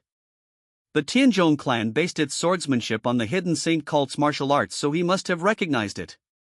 Warren says that it is a secret technique of his clan, he heard a long time ago, his ancestor learned it from a martial master. Hearing this, Zhang says that his technique was impressive, and he wanted to personally experience it firsthand for quite some time. He apologizes if he has spoken rudely. Hearing this, Warren smiles, saying that if he is up for a friendly spar after dinner. Warren says that during their last duel with Gochiok, he felt like Zhang didn't go all out. So he wants him to show the true strength of his. Hearing this, Zhang laughs, saying that if that is what he wants, he would be honored to spar with him. In the evening after dinner, they exchange sword in an open field. As they face each other, Warren has the upper hand as Zhang gets pushed back. Since they are both tired, Warren says that they should stop here for now. Zhang is in a weird spot. Warren's swordsmanship is very refined, the form is slightly different from their cult but the foundation is same. To conclude, there is no mistake that the Soaring Dragon Emperor Sword is a modified version of Heir cult's Demonic Dragon Emperor Sword. But the Demonic Dragon Emperor Sword was originally an overwhelmingly powerful technique. So he wonders what the problem is with Waren's technique is for him. He is laughing, wondering that he might hand over one of his cultivation technique. At night, as Waren was resting, Yong on the other hand was on a walk with his sister when she asks him how the spar with our Chad was. He says that he is convinced that our Chad is somehow connected to the hidden saint cult. She is surprised hearing this as he elaborates that his sword techniques are merged with another martial techniques which diminished its power greatly. Since she must be aware that all their martial arts are inheritedly powerful. As he is thinking about it seriously, Manhwa says that he is thinking of teaching him cultivation technique of their hidden saints cult. Yong says that he has done so much for them and thanks to him she is healthy and able to move freely again. She says that she will pass down the hidden saints cult chi cultivation technique to him herself. He asks her if she is serious, but she doesn't want Waren to be linked to their cult. Since the hidden saint cult has already fallen, to revive it through him would go against the principles of the heavens. The following days they traveled continuously, going through beautiful place filled with flowers and greenery. In a beautiful garden-like place, and decide to stay the night here. As Waren was having alone time by himself, Manhwa approaches him saying if he is out for a walk, and Waren asks him what brings him here. She tells Waren that she has been troubled about how to repay our Chad for the kindness he has shown. Waren says he did what he has to do. She says that when one receives a favor they should repay it. So she would like to pass down their clan's chi cultivation technique to him. Because his brother told her that his martial arts would be stronger if he could grow even stronger with it. So he must accept it, since they won't be at ease if he doesn't accept it. While saying all this she was holding onto his hand, which made Waren shy, and when she realized it she gets very shy, hiding her face. Waren says if that is what she wants he will gladly accept. From far Moyang is seeing all this and for some reason her heart aches, and she wonders what this emotion is. As more time passes by they have finally reached Zhengzhou. The place is beautiful, full of life, when Waren tells the squad to take a rest and he will go look for someone. Moyang, noticing this, tell Waren that he will accompany him. Waren agrees, and as they both start walking, as they roam around, Waren asks an innkeeper if he knows where the one called the Omniscient One is. He says he knows, but if he is here for him he is afraid it is too late. Waren asks what he means by it, but the innkeeper wants some money. After Waren throws one he starts blabbering that there is word that Hai is held captive in the Sangwon clan and will be executed tomorrow. The rumors say that he read the Sangwon clan's young lady's fortune. But after training according to that fortune, the young lady lost her mind and drowned herself. Therefore, the Sangwon clan captured him, blaming him for it, and plans to behead him for causing her death. Hearing this, Waren is in a tough spot. The chapter begins by introducing a man named Nan Myangwak, known as the Omniscient One. He has a reputation for fortune-telling and exorcism, but his true identity is the last envoy of the Bei cult, a long-gone group that specialized in soul-related sorcery. This is the very man Yong Waren is seeking. Waren believes that Nan Myangwak is the key, the one person who can remove the old man, the spirit residing inside him. But there is a serious problem. Nan Myangwak is scheduled to be beheaded the next day. His companion, Moyang, notices his troubled expression and asks if he was hoping to get his fortune read. As they walk, a voice calls out, "Yong?" Waren turns, surprised, to see Lady Jagal, Yohi, whom he has met before. She teases him, asking if he is so surprised because she is unwelcome. Waren composes himself and explains he simply didn't know she was in the city. Yohi introduces her companion, a taller, shy woman named Yusil, who is from the Sangwon clan. Waren asks Yohi why she is in Zhengzhou. She explains that she is visiting a friend, Sangwon Mijon, who has fallen ill. She then asks him why he is there. He hesitates, then lies, saying he has come to retrieve an important item his clan entrusted to the Omniscient One. At the mention of this name, Yusil shyly tells him that the Omniscient One is currently at her clan's estate. Waren looks relieved and says they will just wait for him, but Yusil becomes flustered. She explains that he cannot come because he committed a great crime and is set to be beheaded tomorrow. Hearing this, Waren immediately puts on a dramatic display of despair. He grabs his head, lamenting that they rushed here for nothing. He turns, grabs Yuseal's hands, and earnestly begs her, asking if there is any other way. Yuseal, unused to such attention, blushes deeply. Stammering, she says that if he can meet him today, it might be possible, and she resolves to go straight to her father to ask. As Warren thanks her profusely, Yuseal has a private thought, completely misreading the situation. She believes that since he took her hand, he must intend to marry her. Warren then instructs Moyong to return to the inn and inform the party that they are stopping at the Sangwon clan first. Yuseal leads Warren to the massive Sangwon estate, which Warren notes is twice the size of his own. Yuseal runs ahead to speak to her father. The moment she is gone, Yohee confronts Warren. She knows him too well. She says he is not the type to be so affectionate toward a woman he just met and correctly guesses he is running a scheme related to the omniscient one. Warren admits she is sharp and confirms it. Yohee then gives him a critical warning: the Sangwon clan will absolutely refuse his request. There is past resentment between the Sangwon and Tianzhong clans, specifically involving Warren, that will make them hostile. Seeing her leverage, Warren asks her for the other method she clearly knows. Yohee proposes a deal. She has a favor to ask. Soon, a group of next-generation disciples will be visiting, and she needs Warren to pretend to be her lover. Warren is shocked, realizing that a plan he knew about is happening much sooner than expected. He agrees to help her. In return, Yohee tells him the secret to moving the Sangwon Patriarch. Following Yohee's plan, Warren is granted an audience with the Sangwon Patriarch, Sangwon Byakan, and his wife, Hyangyo. The Patriarch is immediately cold, remarking that Warren is the spitting image of his father. He asks why Warren is there, and when Warren asks to see Nan Myingwak, the Patriarch refuses outright. This is when Warren puts the plan into motion. He knows his target is not the Patriarch but the wife. He drops to his knees and begs them to listen. He launches into his story, claiming he is possessed by a ghost. He says he is suppressing it, but it could flare up and, right on cue, he clutches his chest and collapses in faked agony. The reaction is immediate. Hyangyo leaps up in panic, begging her husband to let Warren see the omniscient one for help. The Patriarch tries to dismiss her, saying it is his jurisdiction and muttering about Warren's father and his own former wife. This enrages Hyangyo. She yells at him for taking out past affairs on a young man and for being petty. Terrified of his wife's anger, the Patriarch instantly gives in. "All right, I'll permit it," he shouts, ordering his chief to take Warren to the prisoner immediately. Warren, still on the floor, hides a small, satisfied smile. Warren is being led by Chief Yu through a dark, torchlit dungeon. Warren wonders what could have happened between his father and the Patriarch to create such hatred. They arrive at the cell. The chief announces, "Hey, Nan Myingwak. A guest has come to see you." The prisoner looks up from the shadows. The moment his eyes fall on Warren, his expression turns from curiosity to pure shock. He is not just seeing Warren, he is seeing the spirit inside him. Nan Myingwak shouts in disbelief, "Who on earth are you carrying that colossal a thing in your body?"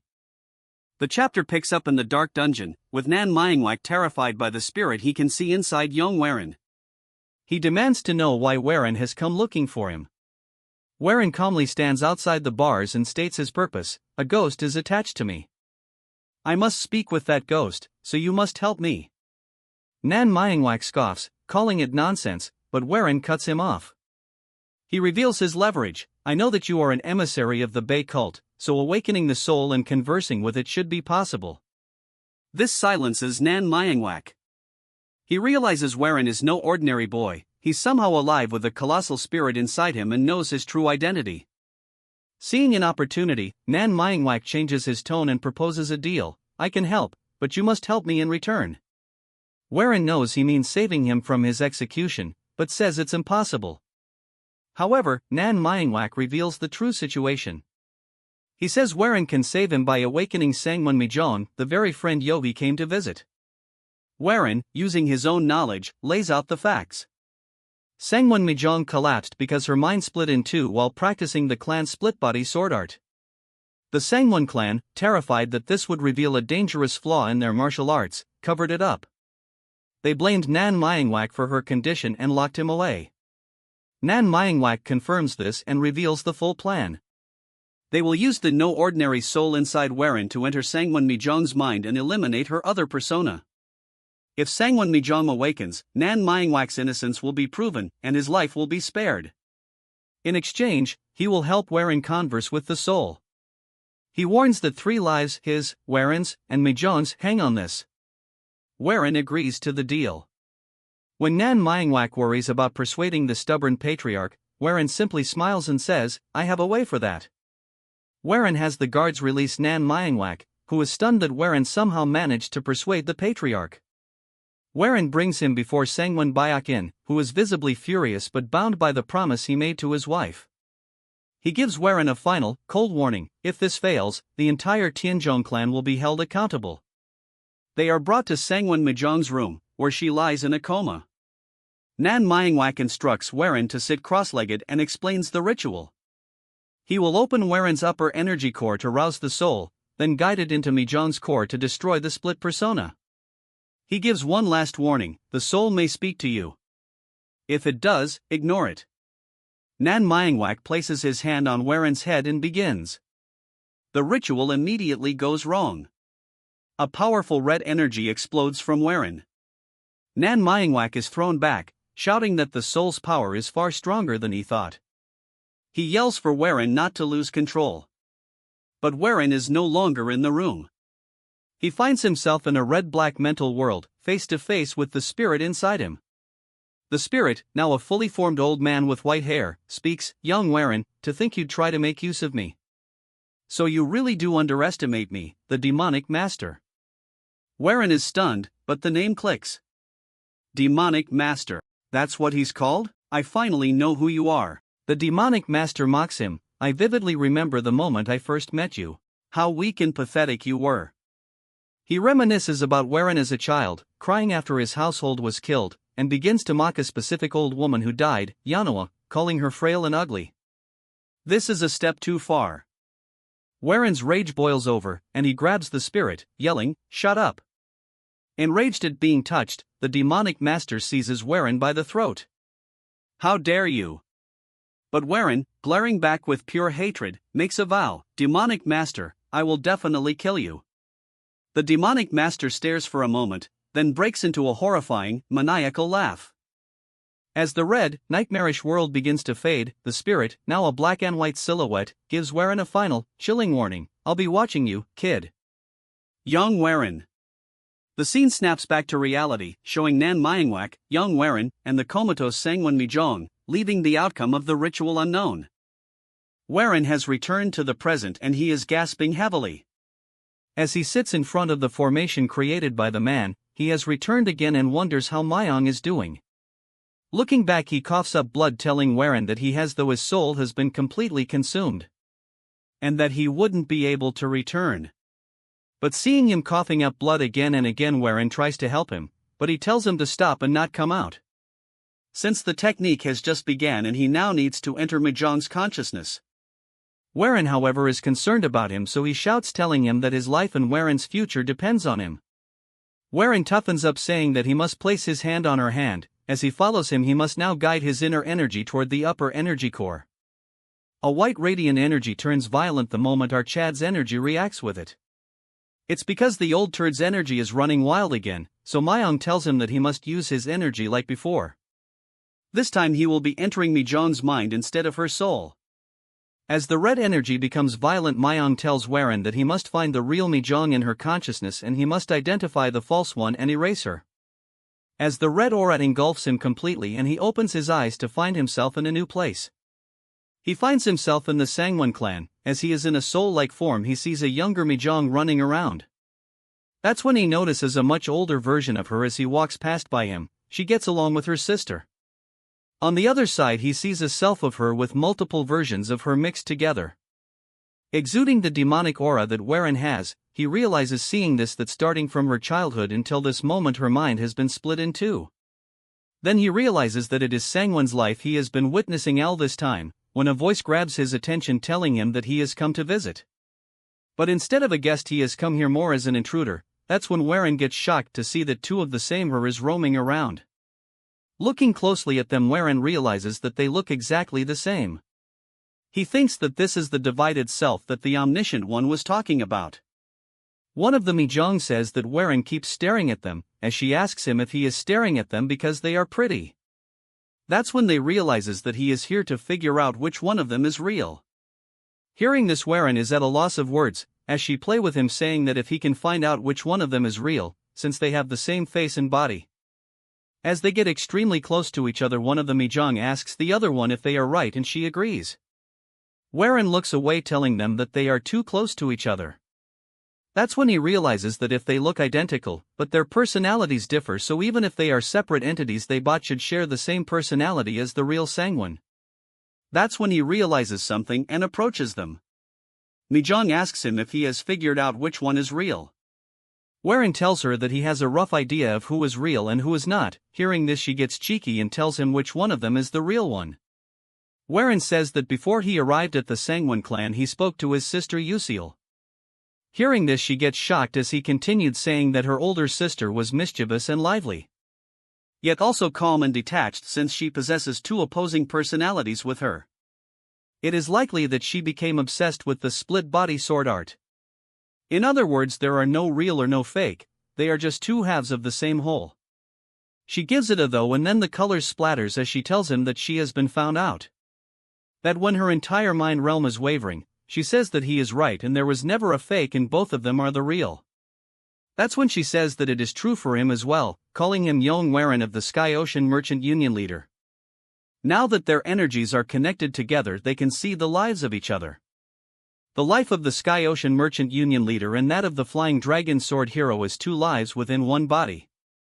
She gets closer to him, saying that they are more alike than she has thought. Warren is tensed, but she tells him that when she wakes up she won't remember any of this, so she tells him that when the true her wakes up he should take good care of her. As the entirety of the world collapses, blood drips from on the ground as blood is coming out from our Chad's nose. Myung asks Warren what happened and if he has destroyed the false one and find the true self. But he is quiet as he thinks to himself that this is the first time that someone understood his regression in lives. His first life was built upon tragedy and despair. His second life was forged with the strength and a new future built upon that foundation. Then between those two lives he wonders which one is truly real. He wonders if he is like Mijong. As for her, she is sleeping peacefully until she opens her eyes. The chapter opens with Mijong sitting up in bed, her eyes closed as if in a trance. Suddenly, she hunches over, gasping and coughing violently. This startles the two men in the room, Warren, who wears a white, patterned robe, and an older, bearded man in a formal blue robe and hat. Warren rushes to her bedside, calling her name in alarm as she continues to cough. Mijong looks at her hand, now covered in dark blood from her mouth. Warren asks if she is all right, noting the bleeding. Mijong, speaking weakly, tells both men not to worry. She explains that the bleeding is a good sign, as it means the treatment worked properly. She continues to cough, adding that it would be more dangerous if she failed to cough up the stagnant blood. After a moment, her eyes focus on Warren. She says, "It's you," stating that she can faintly remember his face, but she doesn't recall exactly what happened. Warren formally introduces himself as Yong Warren of the Tianzhong clan and asks how she is feeling. Mijong looks at her blood-stained hands and replies that she is fine. In fact, she feels better than she did before she collapsed. Her relief quickly turns to suspicion. She points out that the Tianzhong clan has no ties to her own and asks Warren why he saved her, pressing him on whether he wants something from her. Warren turns away, telling her they will talk about that later. He says that for now, the priority is to let her family know she has safely regained consciousness. He walks over and slides open the large doors, revealing a small group waiting anxiously in the courtyard. Recognizing them, Mijong says, "Ah. Father, mother." She immediately gets out of bed and walks to the doorway. Before leaving, she tells Warren they will talk in more detail next time. She pauses, turns back slightly, and thanks both young Master Yong and the Omniscient One. She then runs out into the courtyard and into her family's joyous, tearful embrace. Back in the room, Warren and the Omniscient One watch the reunion. The older man sighs in relief. Phew, he congratulates Warren, telling him he has done well. He explains that intervening with a person's soul is incredibly dangerous, and Warren not only survived but also managed to save Sangwon Mijeon unharmed, calling it a major accomplishment. Warren returns the sentiment, saying the Omniscient One also worked hard. He then gives the older man a friendly fist bump, saying it is now time for the Omniscient One to fulfill his request. The Omniscient One nods, of course. He explains that first, they must set up a barrier to suppress the soul's power, which will take 1 or 2 days. Warren agrees, telling the man to summon him when it's ready, and turns to leave. As Warren walks away, the Omniscient One calls out to him again. He becomes visibly flustered, explaining that when two souls interact so closely, they become briefly connected. This, he says, can make them feel a bit more familiar or even a little more intimate than before. He trails off, awkwardly alluding to the implications between a man and a woman, before just telling Warren to keep it in mind. Warren is left standing alone, looking completely baffled by the warning. The scene shifts to later that night. Warren is alone, sitting in meditation. His concentration is broken by a menacing flash of a dark, shadowy figure with glowing red eyes. He snaps out of his meditation, gasping for air. He reflects that so many things happened in succession. He recalls his encounter with the demonic master and then thinks of Mijeon, identifying her problem as a division caused by the split-body sword art that split her mind in two. This thought sparks a sudden realization. He leaps to his feet, rushes to a desk, and begins writing a list on a scroll. He writes down 5 names: Sangwon Clan, Brilliant Manor, Soul Origin Sect, Ocean Lunar Temple, and Immortal Paradise House. Staring at the list, he says, "Now I see." He realizes these are all places a man named Hei Kyeolryung visited in a past life, and all of them practice martial arts from the same lineage. He connects the techniques, that the Sangwon clan practiced the split-body sword art. Li Wongjang practiced the Phantom Mind Soul. The Soul Origin sect practiced the Harmony Fusion art. The Ocean Lunar Temple practiced the Split Energy Mind art. Cho Wo-hee of the Immortal Paradise House practiced the left-right split mind art. He is stunned by the common theme: they're all martial arts that split their minds into two. Warren instantly deduces Hei Kyeolryung's strategy. The Taiji Depth Heaven Tome contains 2 clashing energies. To avoid the energy deviation this clash would cause, Hei Kyeolryung's solution was to find a way to split his mind into 2, allowing him to control the warring energies separately. Warren pumps his fists, amazed at the plan. He then formulates his own plan. He notes that he still has Cho Wo-hee's golden plaque. His first step will be to use the Omniscient One's help to handle the demonic master's soul. After that, he will go to the Immortal Paradise House to get the left-right split mind art from Cho Wo-hee. As Warren paces the courtyard, lost in thought, he is being watched from a distance by 2 women. One, a woman with dark hair, asks the other, who has her light purple hair in buns, why Warren is pacing so late. The dark-haired woman then asks if Warren feels uncomfortable staying at the Sangwon clan. She quickly gets lost in her own thoughts, blushing as she admires Warren. She thinks he looks so dignified and must be thinking about something important. Her fantasy escalates as she wonders if he is worrying about when to marry her. The purple-haired woman reacts with disgust and hits her. She snaps her out of it, scolding her and reminding her that young Master Shiman and young Master Peng are arriving tomorrow. The dark-haired woman is jolted back to reality, remembering that senior brother Peng is coming. The purple-haired woman tells her she probably won't get to see Warren for a while. She then says she's leaving, complaining that just thinking about that Peng guy's stare gives her goosebumps. She walks off, and after a moment, the dark-haired woman calls out and runs to follow her. Alone again, Warren draws his sword and begins to practice his forms in the moonlight, moving with speed and grace. He finishes, sheathing his blade with a few. He reflects that after his encounter with the demonic master, he can now draw out a small amount of inner energy, about 30 years worth at will. However, it still puts a significant strain on his body. He wishes he could get Nan Myingwak's help to fully control the demonic master's soul. He grips his chest, his head a mess. As he rips his robe open in discomfort, the chapter ends with a fragmented, corrupted flashback of his own magnificent, muscular body and Mijeon's face, showing the deep and confusing mark the soul intervention has left on him. The scene then shifts to a conversation between Warren and another woman, Sangwon Joyoung. She expresses her desire to see more of the man who saved her life. Warren responds that it would be hard to see her after today, as he is going to get very busy starting tomorrow. Sangwon Joyam confirms his suspicion, stating that, as he thought, the people they discussed are coming to her Sangwon clan. Warren questions if the information she provided earlier was in return for him saving her life. She firmly states that it is not, asserting that her life is not that cheap. She thanks him sincerely and vows to repay this debt several times over someday. As it has gotten late, she bids him take care. As she leaves, she turns back and offers him a piece of advice.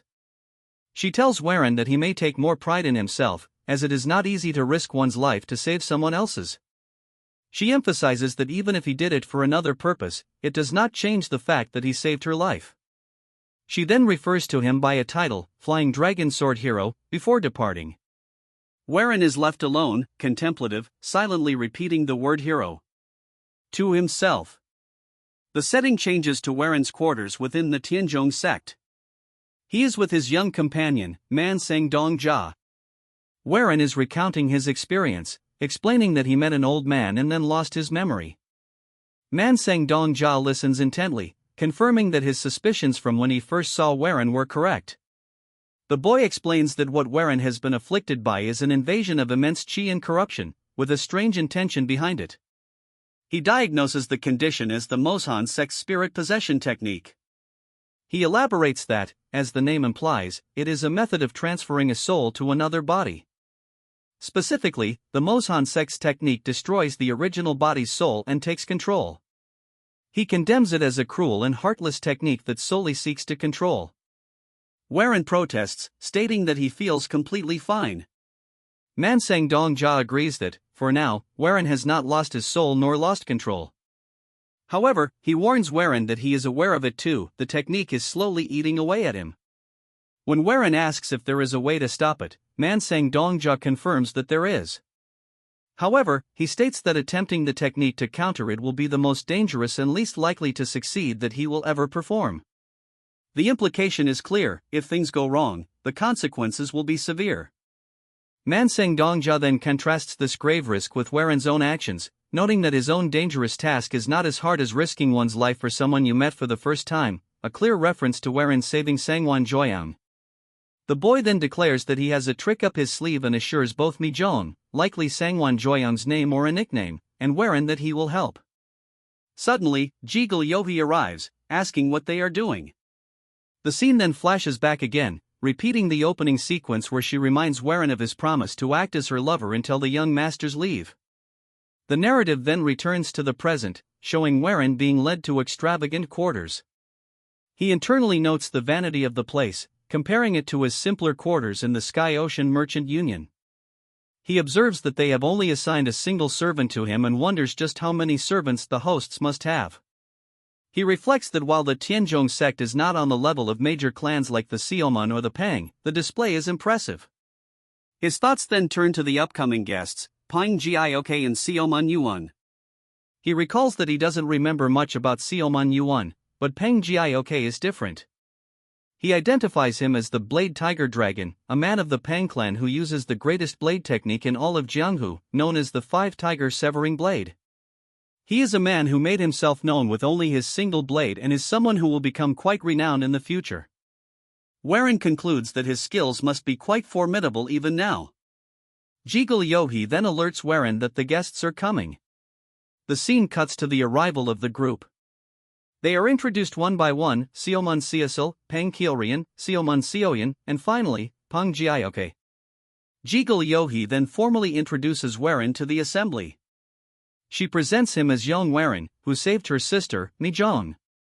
She announces that he is the heir to the Tianzhong clan. This announcement is met with immediate and open contempt from one of the women in the group, Xiaoman Xiaoyan. She scoffs and says she has never heard of the Tianzhong clan before in her life. Another member, Pang Kiorian, mockingly asks what kind of country bumpkin clan they are, openly insulting Warren and his heritage. A man named Xiaoman expresses his honor to meet a young master from another clan. The conversation is polite but carries an undercurrent of tension. The discussion quickly centers on the protagonist, Warren. A sharp-tongued woman from the Pang family, whom the narrative will refer to as Purple Turd, notes that Waren's words are remarkably incisive and subtly questions what others see in such a person. Another attendee agrees, commenting that people like him are usually not very amiable.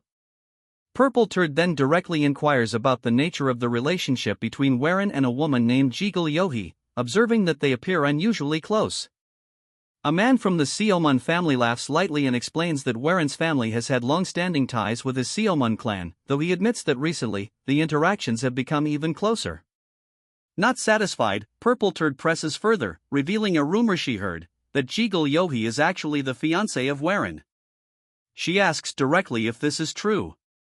This provokes an immediate and fierce reaction from a man named Peng, who is a disciple or sworn protector of Jigul Yohi. He stands and angrily accuses Purple Turd of insulting his young mistress. Purple Turd offers a half-hearted apology, claiming her words were misinterpreted. She defends herself by stating she was merely pointing out a fact: Jigul Yohi is formally another man's fiancé, making Waren's closeness to her potentially improper.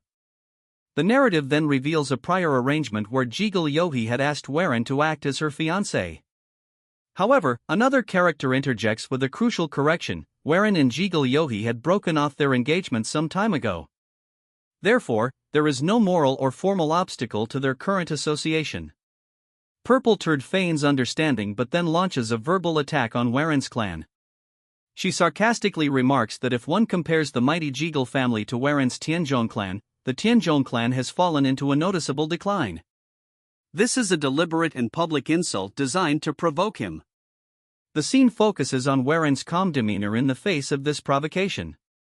Another character, Seomun Yuan, steps forward to defend Waren's honor, then turns the tables on Purple Turd by bringing up her own family's affairs, mentioning that she was once in marriage talks that also fell through. He insinuates that she, too, had to withdraw due to her own perceived inadequacies. The tension escalates further. Purple Turd, now visibly irritated that her attempt to probe Waren has backfired, is described by onlookers as having inadvertently boosted his reputation. They see this confrontation as a chance to properly assess Waren's current martial prowess. A challenge becomes imminent, and the crowd begins to speculate on who would win in a fight between Waren and Purple Turd, whose nickname is Flying Glory Gangster. Her significant skills are acknowledged. The two combatants prepare for battle. An observer comments that their strength and situation seem very similar, leading to a tense stalemate. However, another counters that Waren has been victorious in several recent battles, suggesting he is not an easy opponent. The fight commences with explosive speed. Purple Turd unleashes her powerful signature technique, the Light Trace Blade. The attack is so swift that Waren does not appear to react, he simply closes his eyes.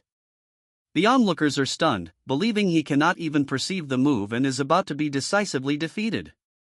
However, in a stunning reversal, it is revealed that Waren had not only perceived the attack but had anticipated it perfectly. In the blink of an eye, he draws his own sword and blocks her ultimate technique with effortless precision. Purple Turd is left in a state of complete shock.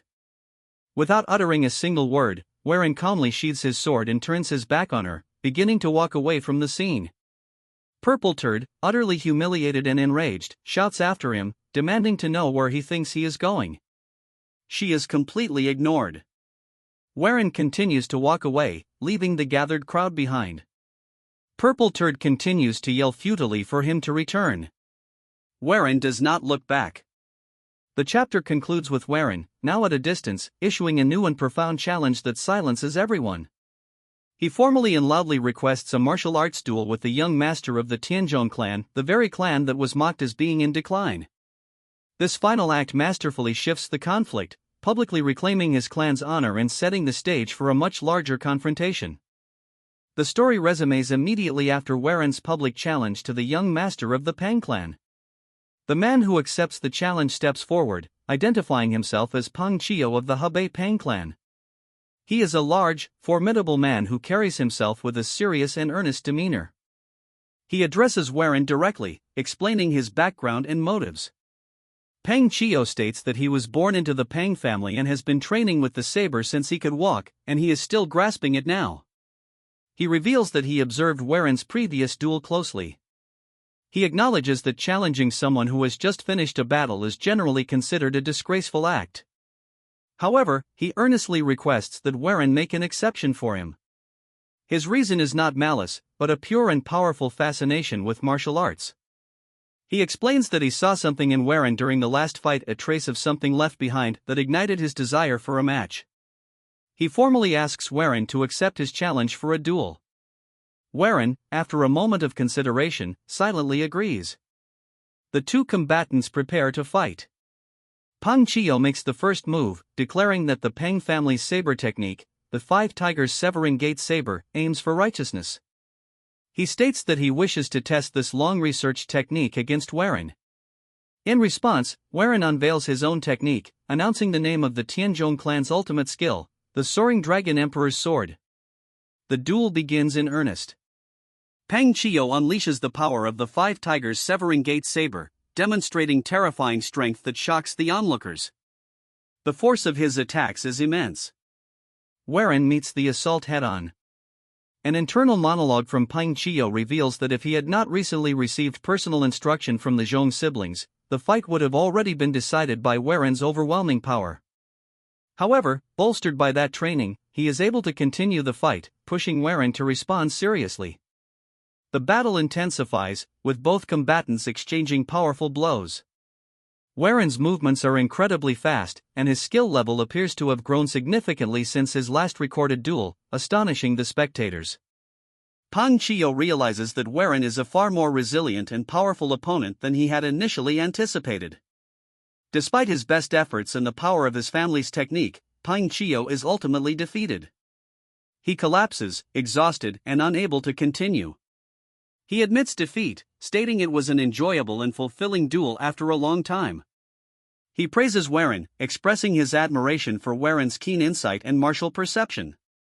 Pang Chio then makes a surprising observation. He notes that the Five Tigers Severing Gate Saber demonstrated by his Pang family branch has similarities to the main Tianzhong clan's Soaring Dragon Emperor sword.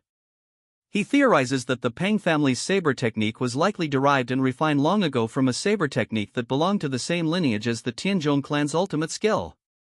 However, he also notes a flaw: the current version of the saber technique he uses has not fully unified its essence and power into a single, cohesive force. He and his clan have been aware of this weakness for a long time.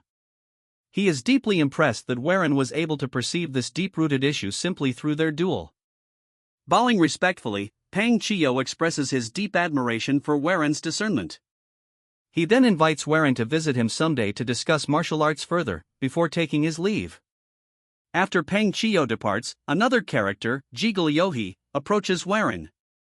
She comments on his rapidly improving strength, noting that he was not at this level during his previous duel with the Blood Scholar. She observes that with this level of power, Warren will undoubtedly participate in the upcoming Sejongrian, a significant martial arts event. Warren then turns to his companion, a young man named Man Sang Dongjia, suggesting they go see the Manseing Dongjia, likely a title or a name for the young man himself. The boy, Man Sang Dongjia, complains lightly but agrees. The scene shifts to a more private setting.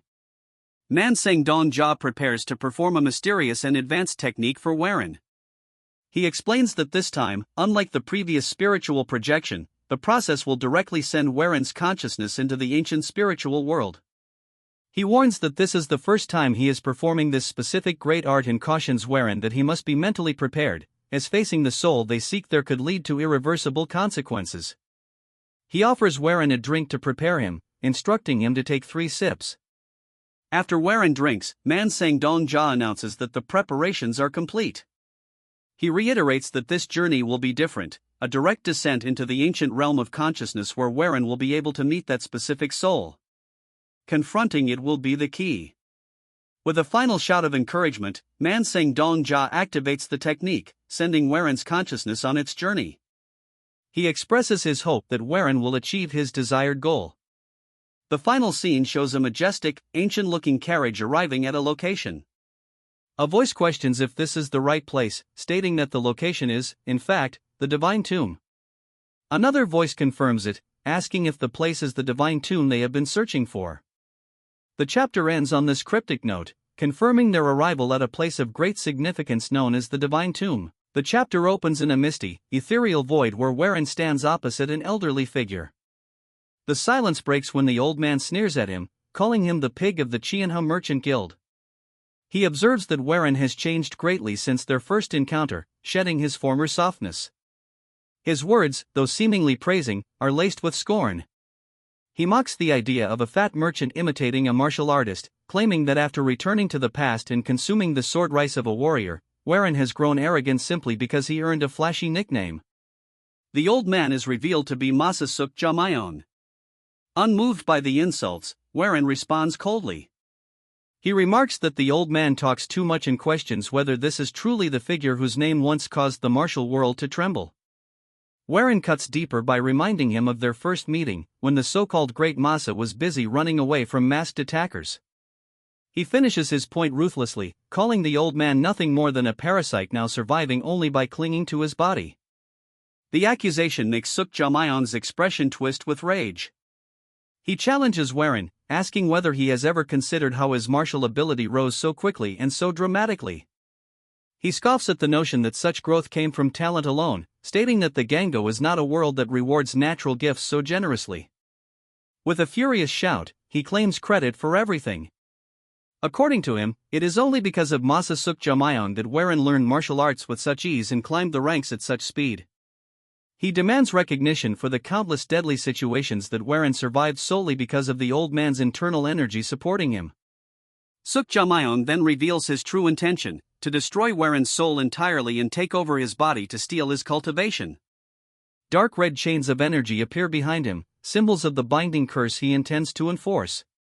He lectures Warren about the law of equivalent exchange, insisting that to gain one thing, another must be lost. Warren does not back down. He draws his blade, its steel gleaming within the void. He rejects the parasite's claim and declares his true status: he is the young master of the Chanjun Yongmun, the heavenly central dragon gate. With a grim smile, he invites the ghost of the past to share one final sword dance. As their energies collide, Warren understands the nature of their battlefield. This is not the physical world but a consciousness world, the interior of a human mind. Realizing the significance of a battle within such a realm, Suk Jamayong arrogantly offers a handicap, saying he will grant something useful before the slaughter begins. Before the clash intensifies, a vivid memory surfaces in Warren's mind to ground him. He recalls his friend, Mijiong. The image of Mijiong, dressed in official robes, appears clearly in the void, bringing with it a crucial piece of advice from the past. Warren remembers Mijiong's voice guiding him, instructing him to visualize a specific metaphor for ascension. The advice was to recall it, to vividly imagine the struggle of a carp crashing against rough currents, enduring the battering waves to reach the moment of talte, transformation, where the carp leaps the falls and becomes a dragon. Their clash erupts in full. Suk Jamayon, wrapped in dark and malevolent energy, strikes against Warren, who counters with a bright, pure aura. The rapid exchange of blows tears at the fabric of the mental realm itself. At one point, Suk Jamayon unleashes a massive overhead strike. Warren deflects it cleanly, startling the old man. The technique Warren used is a hidden secret art, one Suk Jamayon never expected him to possess. Determined to end the fight, Suk Jamayon gathers a storm of red energy and unleashes a devastating bombardment, filling the space with deafening pressure. The force threatens to crush Warren's consciousness completely. Within the torrent of hostile energy, Warren finds a moment of absolute clarity. He focuses inward and recalls the philosophy that guided his growth. In his mind, he visualizes a carp battling against harsh currents, repeatedly crashing against the water. He meditates on the moment of talte, the transformation in which a carp leaps over the falls and becomes a dragon. Warren channels this image into his blade. He steps toward his limit, toward his end, walking a path of golden light that cuts through Suk Jamayong's darkness. The chapter closes with Warren wreathed in a radiant golden aura as he launches a counterattack, a moment that signifies his rise from a mere merchant to a true dragon of the martial world. This concludes this part. Make sure to like and subscribe for another part.